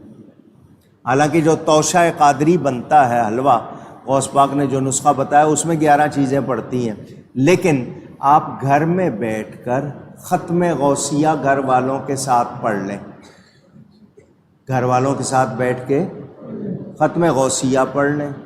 نئی طریقہ معلوم، یہاں پر میری کتاب ہے اوراد مشائخ، اس میں لکھا ہے، وہ بھی نہیں معلوم تو میں آسان کر کے بتا دوں، 11 مرتبہ سورہ فاتحہ پڑھنی ہے، 11 مرتبہ سورہ علم نشرہ پڑھنی ہے، 11 مرتبہ آپ نے قل هو اللہ شریف پڑھ لینا ہے، 11 مرتبہ درود شریف پڑھ لینا ہے، اور کچھ یاد نہیں تو غوث پاک کا نام 11 مرتبہ لے لینا ہے، ایصال ثواب کر دینا، 11ویں ہو جائے گی، آسان۔ ورنہ پورا ختم غوثیہ پورا طریقے سے پڑھیں گے، ہر مہینے پڑھا کرو، گھر میں بہت برکت ہوگی۔ اگر آپ کے پاس کھانے پینے کا کوئی الگ سامان نہیں، 1 چمچ چینی رکھ لینا، پانی میں ڈال کے شربت بنا لینا، خود پی جانا، 11ویں ہو جائے گی۔ اللہ توفیق دے تو کسی کو کھلا دینا، کسی مستحق کو، لیکن ہر گھر میں 11ویں ہونی چاہیے، اور ہم نے کرنی ہے انشاءاللہ۔ یہ کیوں آپ کو کہہ رہا ہوں؟ تاکہ آپ کے بچوں کو پتہ چلے 11ویں کیا ہوتی ہے، آپ کے گھر والوں کو یاد رہے۔ اسی طرح وہ مائیں کتنی اچھی ہیں، جو آپ لوگوں کو تو توجہ نہیں رہتی، ہم تو ان کو سلام کرتے ہیں، ان ماؤں کو جو بچوں کو بتاتی ہیں آج میلاد ہے، آج 11ویں ہے، اس طرح یاد رکھاتی ہے عقیدے۔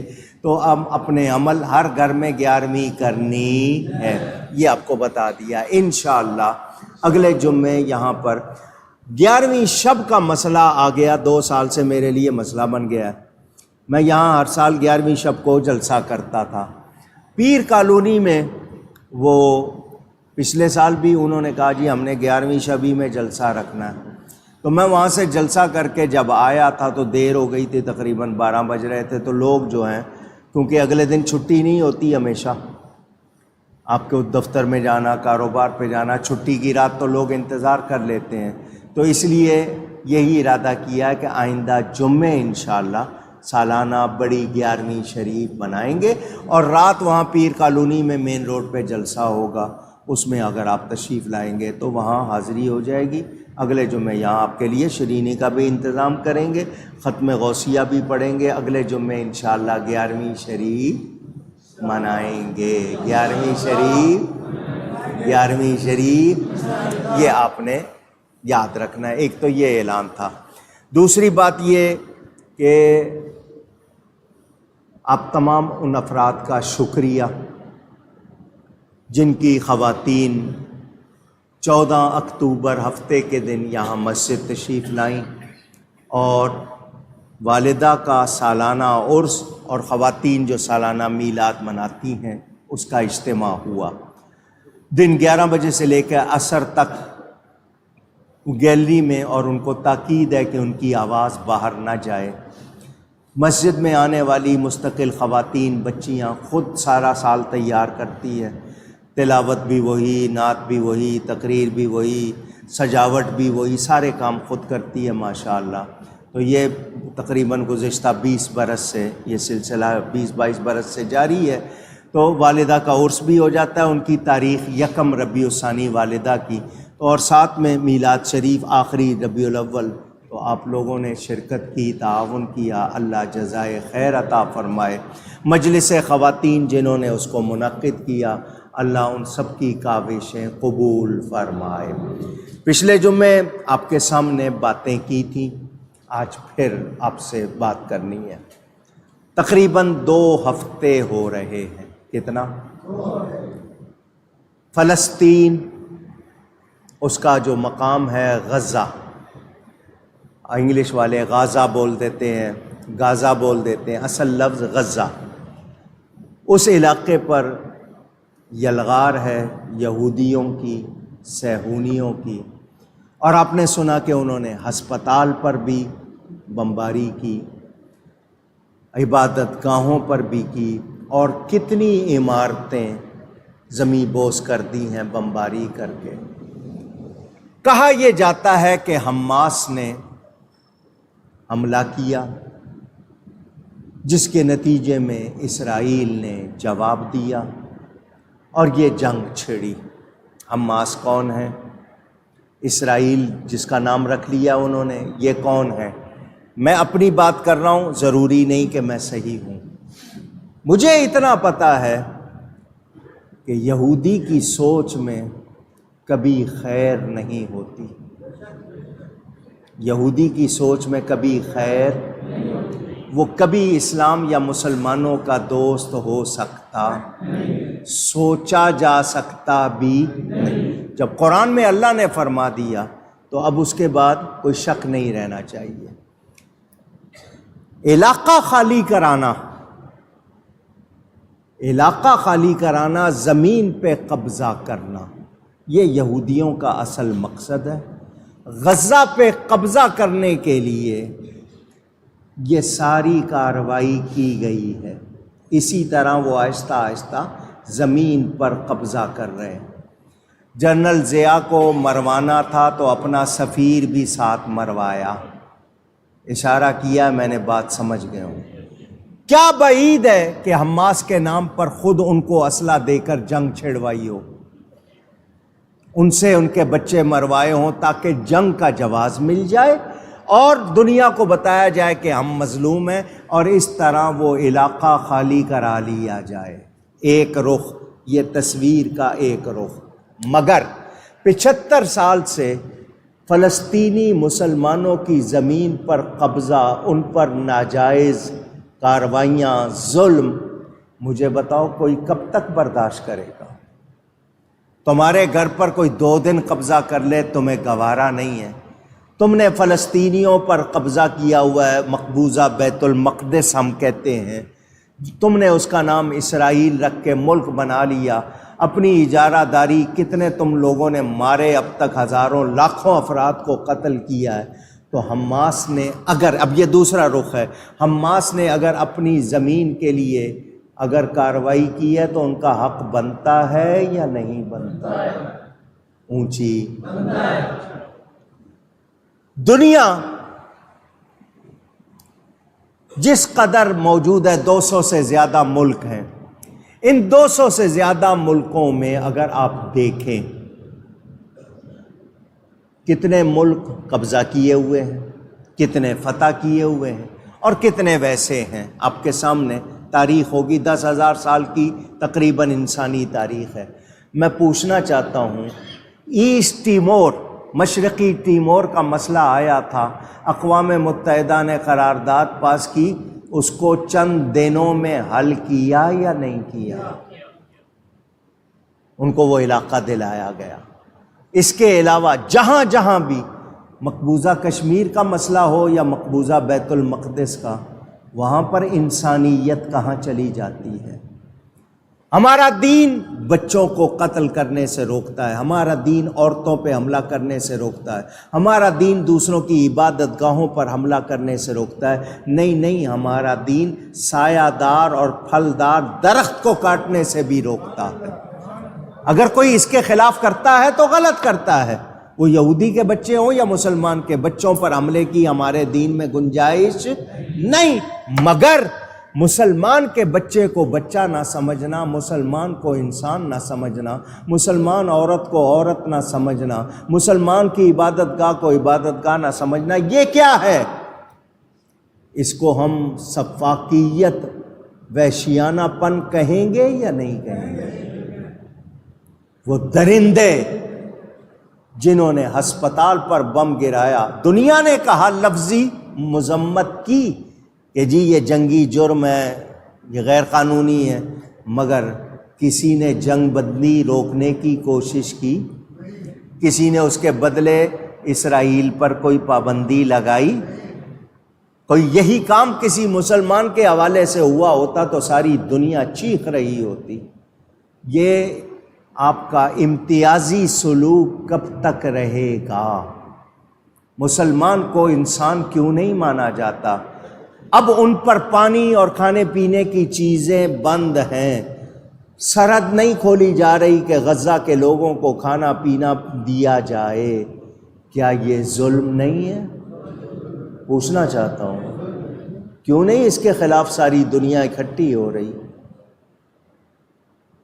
ہم ان ملکوں کی طرف کیوں دیکھیں جو پہلے ہی ہمارے دوست نہیں، لیکن جو مسلمان کہلاتے ہیں ان کو کیا ہوا ہے؟ 56 سے زیادہ اسلامی ملک ہیں، اجی 40 ملکوں کی فوج بنائی گئی ہے، مسلمان ملکوں کی فوج بنائی گئی ہے، کائے کے لیے بنائی گئی ہے؟ کہاں ہے وہ فوج؟ جی راحیل شریف صاحب کو اس کا سربراہ بنایا گیا، کہاں ہے وہ فوج؟ مسلمانوں کی فوجیں کائے کے لیے ہیں؟ اس موقع پر کیوں نہیں ان کو للکارتی؟ حدیث کہتی ہے تمام مسلمان مل کر ایک جسم کی طرح ہے، کسی ایک حصے میں تکلیف درد ہو پورا جسم تکلیف محسوس کرتا ہے۔ آج ان کا درد کیوں محسوس نہیں کیا جا رہا؟ یہ OIC آرگنائزیشن اسلامک کنٹری جو بنائی ہوئی ہے، یہ کیا کر رہی ہے؟ صرف بیان دے رہی ہے۔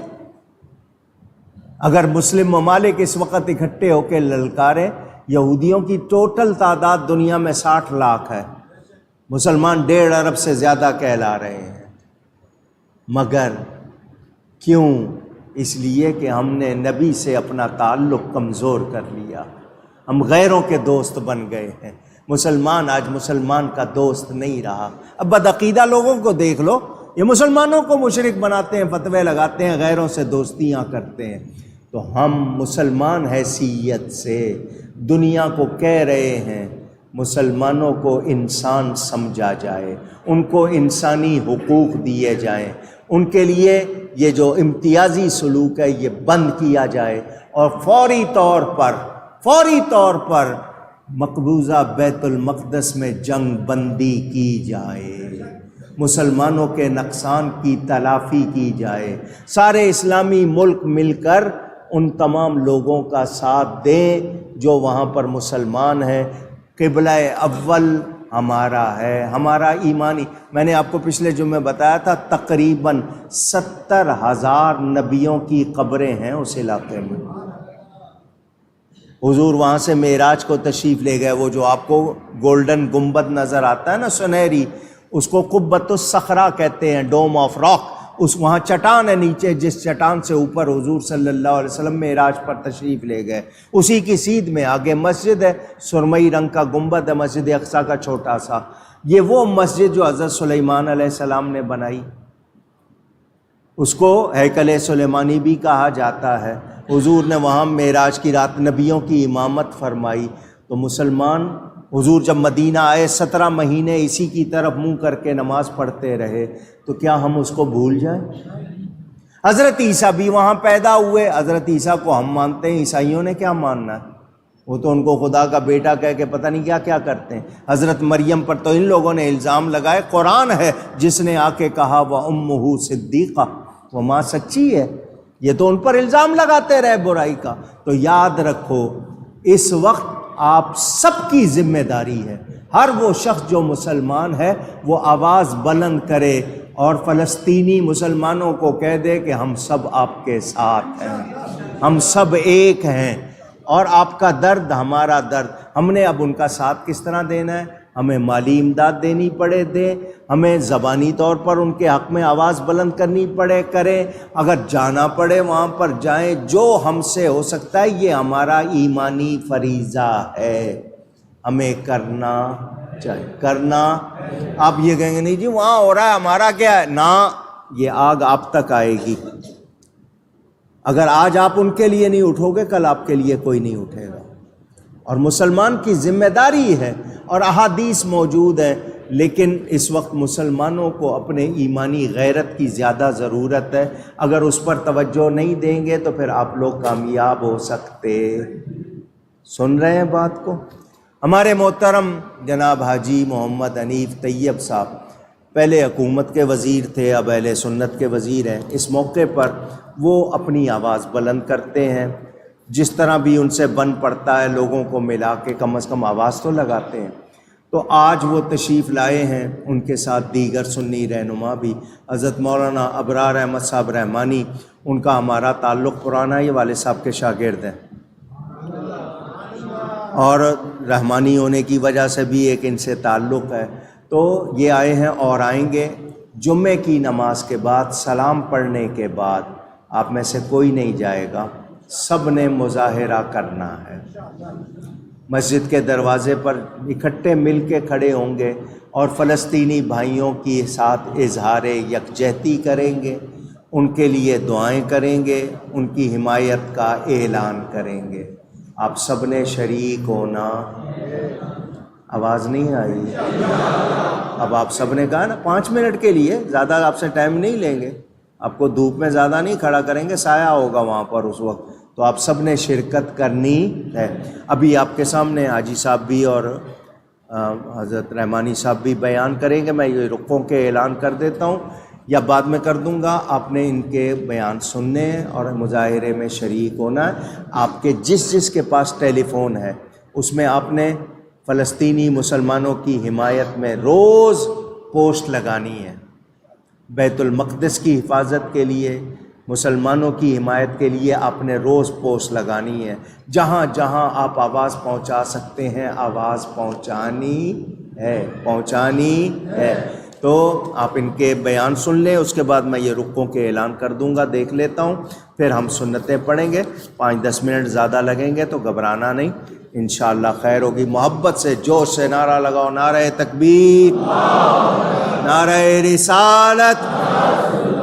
پہلے جناب حضرت مولانا ابرار احمد صاحب رحمانی بیان کریں گے، پھر حاجی صاحب انشاءاللہ، اس کے بعد پھر ہم سنتیں پڑھیں گے۔ یہ رکوع کا اعلان بعد میں کر دوں گا، توجہ سے سنیں، بہت شکریہ۔ جانے دیں۔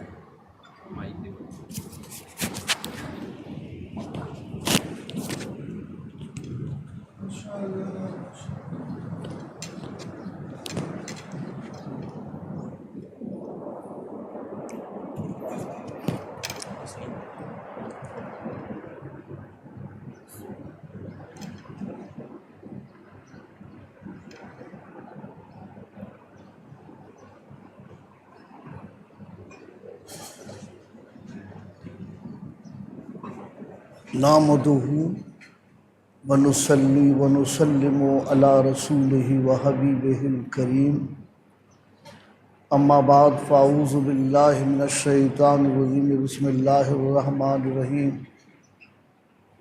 انما المؤمنون اخوة، صدق اللہ مولانا العظیم۔ الصلاۃ والسلام علیک یا سیدی یا رسول اللہ وعلی آلک وصحابک یا حبیب اللہ۔ انتہائی واجب سے تکریم و تعظیم حضرت علامہ مولانا محمد کوکب نورانی اکاڑوی دامت برکاتہم العالیہ، مخدوم و محترم جناب الحاج محمد حنیف حاجی طیب صاحب سیدہ مزدہو، دیگر انتہائی واجب سے تکریم و تعظیم حاضرین و سامعین با تمکین، السلام علیکم ورحمۃ اللہ وبرکاتہ۔ آج ہماری حاضری نماز جمعہ میں جامع مسجد میں ہو رہی ہے، اور اس کی وجہ یہ ہے کہ آج ہم ایک احتجاجی مظاہرہ کر رہے ہیں۔ عزیز محترم، فلسطین کی جو کیفیت ہے، جو صورتحال ہے، وہ ناقابل بیاں بھی ہے۔ چھوٹے چھوٹے بچے، نوجوان، خواتین، سب کو قتل کیا جا رہا ہے۔ اسرائیل ان کو بڑی بری طریقے سے زود و خوب کر رہا ہے، نکالا جا رہا ہے۔ 11 لاکھ فلسطینیوں کو ایک 24 گھنٹے کا نوٹس دیا گیا کہ فوراً نکل جائے۔ کیا یہ ممکن تھا کہ نکل سکتے تھے؟ مگر وہ بڑے ظلم کا شکار ہیں۔ آج پاکستان کی حکومت سے ہم یہ کہنا چاہیں گے، چونکہ ہم پاکستانی ہیں، دوسرے کی سلطنت میں ہم دخل نہیں دے سکتے، لیکن پاکستانیوں پر لازم ہے کہ وہ بھرپور انداز میں فلسطین کا ساتھ دیں۔ جو بھی مسائل ہیں، جس انداز سے ہیں، اس میں فلسطینیوں کا ساتھ دینا ہمارا فرض ہے، ہمارا ایمان ہے۔ قرآن بھی یہی کہتا ہے کہ تمام مسلمان آپس میں بھائی بھائی ہیں۔ تو جب ایک بھائی کے اوپر افتاد پڑی ہے، ظلم ہو رہا ہے، ختم کیا جا رہا ہے، ان کے نشان کو مٹایا جا رہا ہے، تو ہمارا فریضہ یہ ہے کہ ہم سب ایک زبان ہو کر، ایک آواز ہو کر یہ نعرہ بلند کریں کہ فلسطین کو زندہ رکھا جائے اور اسرائیل کو ختم کیا جائے۔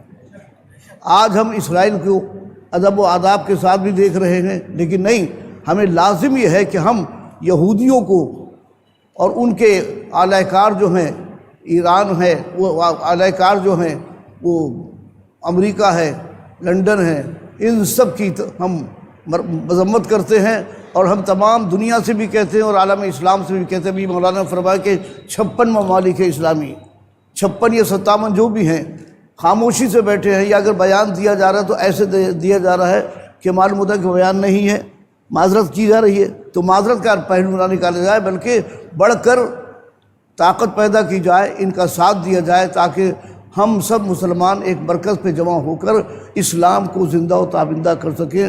میں حضرت علامہ مولانا کوکب نورانی کا تہ دل سے مشکور و ممنون ہوں کہ انہوں نے اس بات کا ادراک کیا، اور آج اس مسجد میں احتجاجی مظاہرے کے لیے آپ تمامی حضرات کو دعوت فکر بھی دی گئی۔ ابھی تھوڑی دیر کے بعد مظاہرہ بھی ہوگا۔ حنیف حاجی طیب صاحب تشریف فرمائیں، وہ آپ سے خطاب فرمائیں گے۔ میں عالم پیری میں ہوں، بول سکتا نہیں، چل سکتا نہیں، دعا کیجیے اللہ تعالیٰ میرا یہاں تک آنا اور جانا ہی قبول فرما لے۔ وآخر دعوانا الحمدللہ رب العالمین۔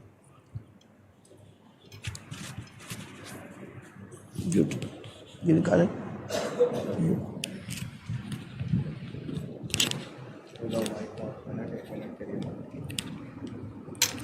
حضرت مولانا ابرار احمد رحمانی صاحب کے بعد اب آپ کے سامنے جناب الحاج محمد حنیف طیب صاحب وزیر اہل سنت آپ سے خطاب کریں گے۔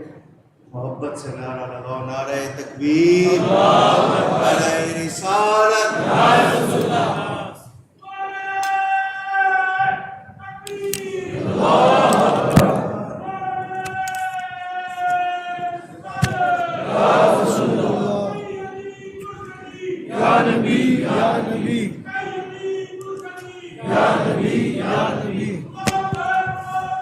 رسول کے غلام ہے، موت بھی قبول ہے تو زندگی فضول ہے۔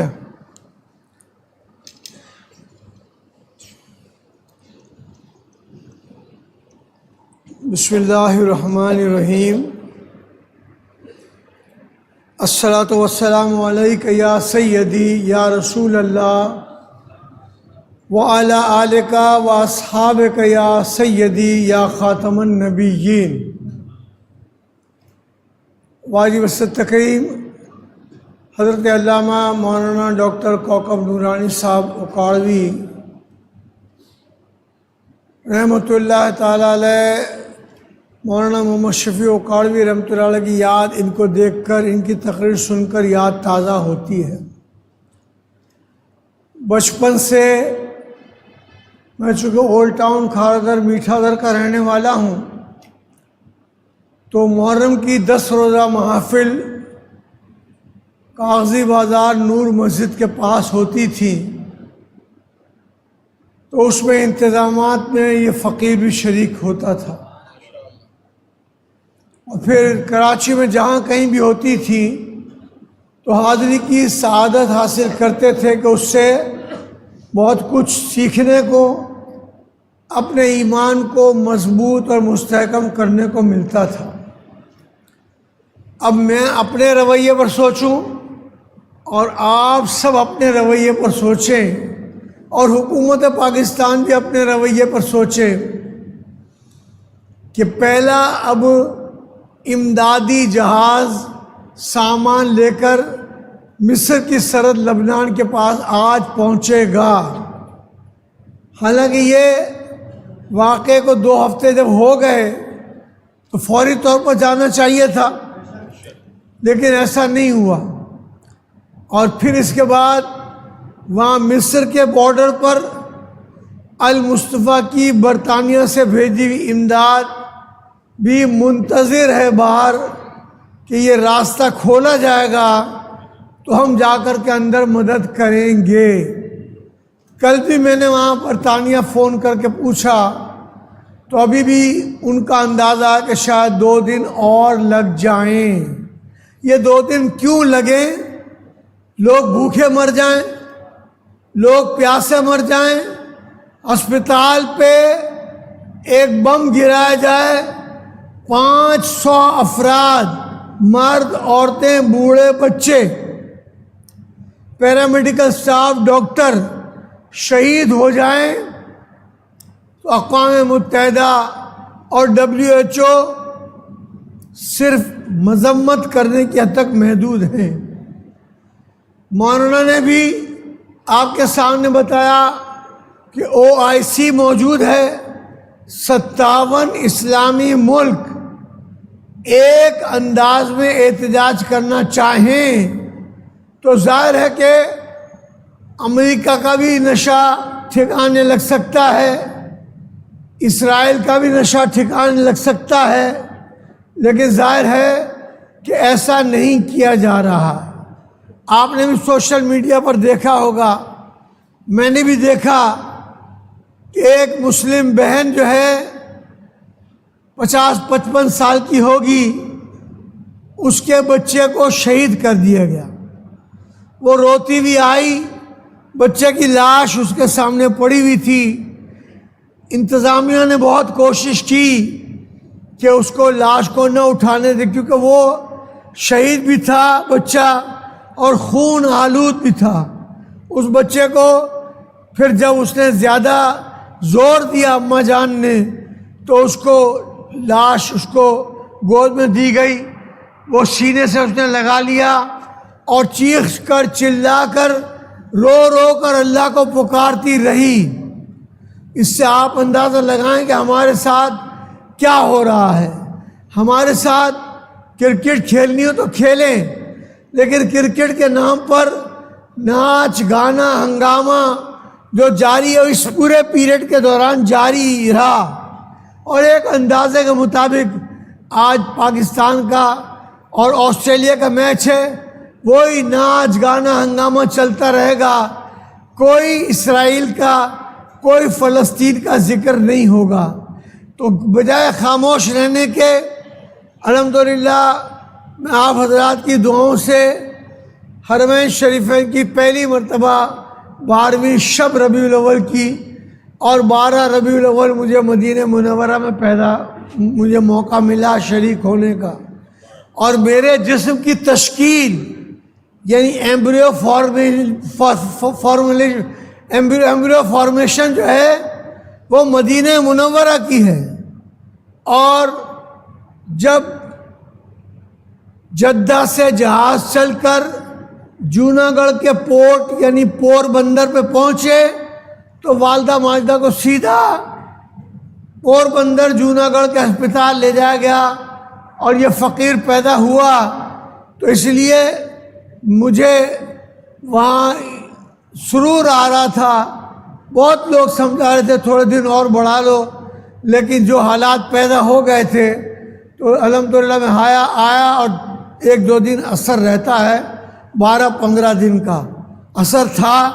لیکن جمعرات کو میں نے ڈرپ لگائی اور جمعے کو اعلانہ مسجد میں تقریر کے لیے گیا، اب یہاں آیا ہوں اور متعدد مظاہروں میں شریک ہوا ہوں، اور ابھی باہر مظاہرہ ہے۔ مولانا اگر سہولت محسوس کریں گے تو ہم صلاۃ و سلام بھی وہیں پڑھ لیں گے، لیکن ٹوٹل ڈیپینڈنس، ٹوٹل فیصلہ حضرت پر ہے۔ ہم لوگ اصل میں نازک ہو گئے ہیں۔ مظاہرے کے لیے مولانا 5 منٹ کی بات ہے، لیکن 5 منٹ بھی دینے میں ہمیں بڑی دقت ہوتی ہے۔ بہرحال اس ساری دہشت گردی کے پیچھے امریکہ ہے، اس کے بحری بیڑے وہاں پہنچ گئے ہیں۔ علل اعلان کھلے عام امریکہ نے حمایت کا اعلان کر دیا ہے اسرائیل کا، اور کل کے ٹیلی ویژن کے ذریعے معلوم ہوا کہ برطانیہ نے بھی کھلے عام اعلان کر دیا ہے۔ فرانس ہو، جرمنی ہو، یورپین کنٹریز ہوں، سب ان کی حمایت کر رہے ہیں۔ کم سے کم ہمیں بھی آواز بلند کرنی چاہیے۔ میں اپنی گفتگو کے اختتام پر یہی عرض کروں گا کہ جو بھی آپ کی مصروفیت ہو، اگر آپ 5 منٹ کے لیے مظاہرے میں حضرت کی اپیل پر بھی، میری گزارش پر بھی شریک ہو جائیں گے تو آپ کا یہ شریک ہونا بیت المقدس کے حوالے سے اور مسجد اقصیٰ جہاں حضرت نے فرمایا، اس کو اعلیٰ حضرت نے یوں بیان کیا کہ نماز اقصیٰ میں تھا یہی سر، ایاں ہو مانی اول و آخر، کہ دست بستہ ہے پیچھے حاضر، جو سلطنت آگے کر گئے تھے 70,000 انبیاء کے وہاں مزارات ہیں۔ زیادہ تر کو یہودیوں نے قتل کیا ہے۔ یہ ایسے ظالم لوگ ہیں، تو اس لیے اس کے خلاف احتجاج میں آپ شریک ہوں۔ اللہ تعالیٰ اس کا اس جہان میں بھی اور اگلے جہان میں بھی اجر عطا فرمائے گا۔ وما علینا الا البلاغ المبین۔ السلام علیکم۔ ماشاءاللہ، مہربانی۔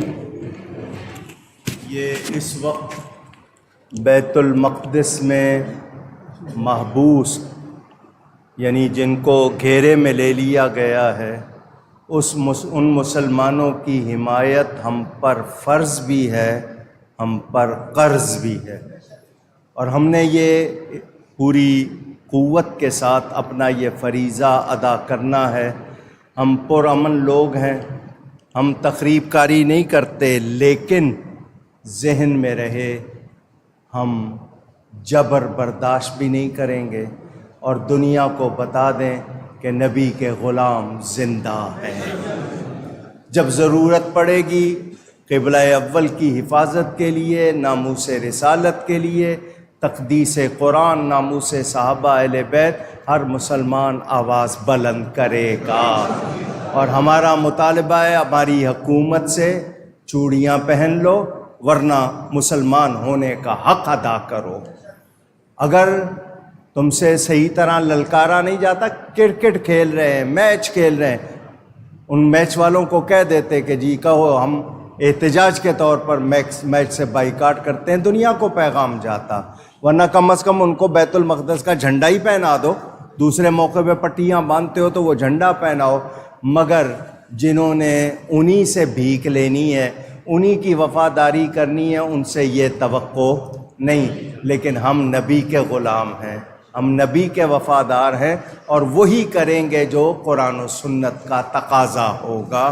اور ہم یہی چاہتے ہیں فوراً جنگ بندی کی جائے، تمام زخمیوں کو پوری امداد دی جائے، جو خوراک اور غلہ بند کیا ہے وہ رستے، اور غزہ کا علاقہ اور فلسطینیوں کے علاقے ان کو واپس کیے جائیں، اس پر یہودیوں کا کوئی حق نہیں ہے۔ اگر تم نے یہ علاقے خالی کرانے کے لیے اپنے چند بندے مروا کے کوئی سازش کی ہے تو اللہ اس سازش کو ناکام بنا دے۔ اور اس وقت پوری دنیا مل کر اس ناجائز غاصب ریاست جو انہوں نے نام بنایا ہوا ہے ان کو اللہ ختم کرے اور قبلہ اول ہمیں پھر عطا کرے. ٹھیک ہے. اب ایک بات اور کر رہا ہوں. آپ کو میں نے 11ویں شریف بنانے کو کہا. بہت سے لوگ ہوں گے دیگیں بناتے ہوں گے, کھانا کھلاتے ہوں گے. اگر آپ بالفرض 1100 روپے خرچ کر رہے ہو 11ویں پہ, تو 100 روپیہ 11ویں پہ خرچ کرو, 1000 روپیہ فلسطین بھیجو. سمجھ آ رہی؟ ہمیں اس وقت ان بھائیوں کی مدد اور وہ ایصال ثواب غوث پاک کو کریں. ٹھیک ہے. ہمیں ہر طرح اس وقت ہوش میں رہنا ہے. اللہ ہمیں توفیق عطا فرمائے. خاصے جن لوگوں نے عطیات دیے وہ سب میں نے رکھ دیے, دیر ہو جائے گی. حضرت خطیب الاسلام پیر سید شبیر حسین شاہ حافظ آبادی کا یہ نواسے جوان 18 سال کا جوان بیٹا ان کا عمر یزدان انتقال کر گیا. اللہ تعالیٰ اس کی مغفرت فرمائے. اور بھی جتنے لوگ ایمان کے ساتھ چلے گئے. باقی یہ ہر جمعے کوئی نہ کوئی آ جاتا ہے. کراچی میں لاکھوں مسجدیں ہیں جہاں 60 لوگ نماز پڑھتے ہیں. میرے پاس تو سارے محبت والے غریب آتے ہیں, تو کوئی نہ کوئی ضرورت مند آ جاتا ہے. ان کو پتہ ہے یہاں اعلان ہو جاتا ہے. میں ثواب کے لیے اعلان کر دیتا ہوں. یہ کوئی صاحب ہے, میں نہیں جانتا ہوں,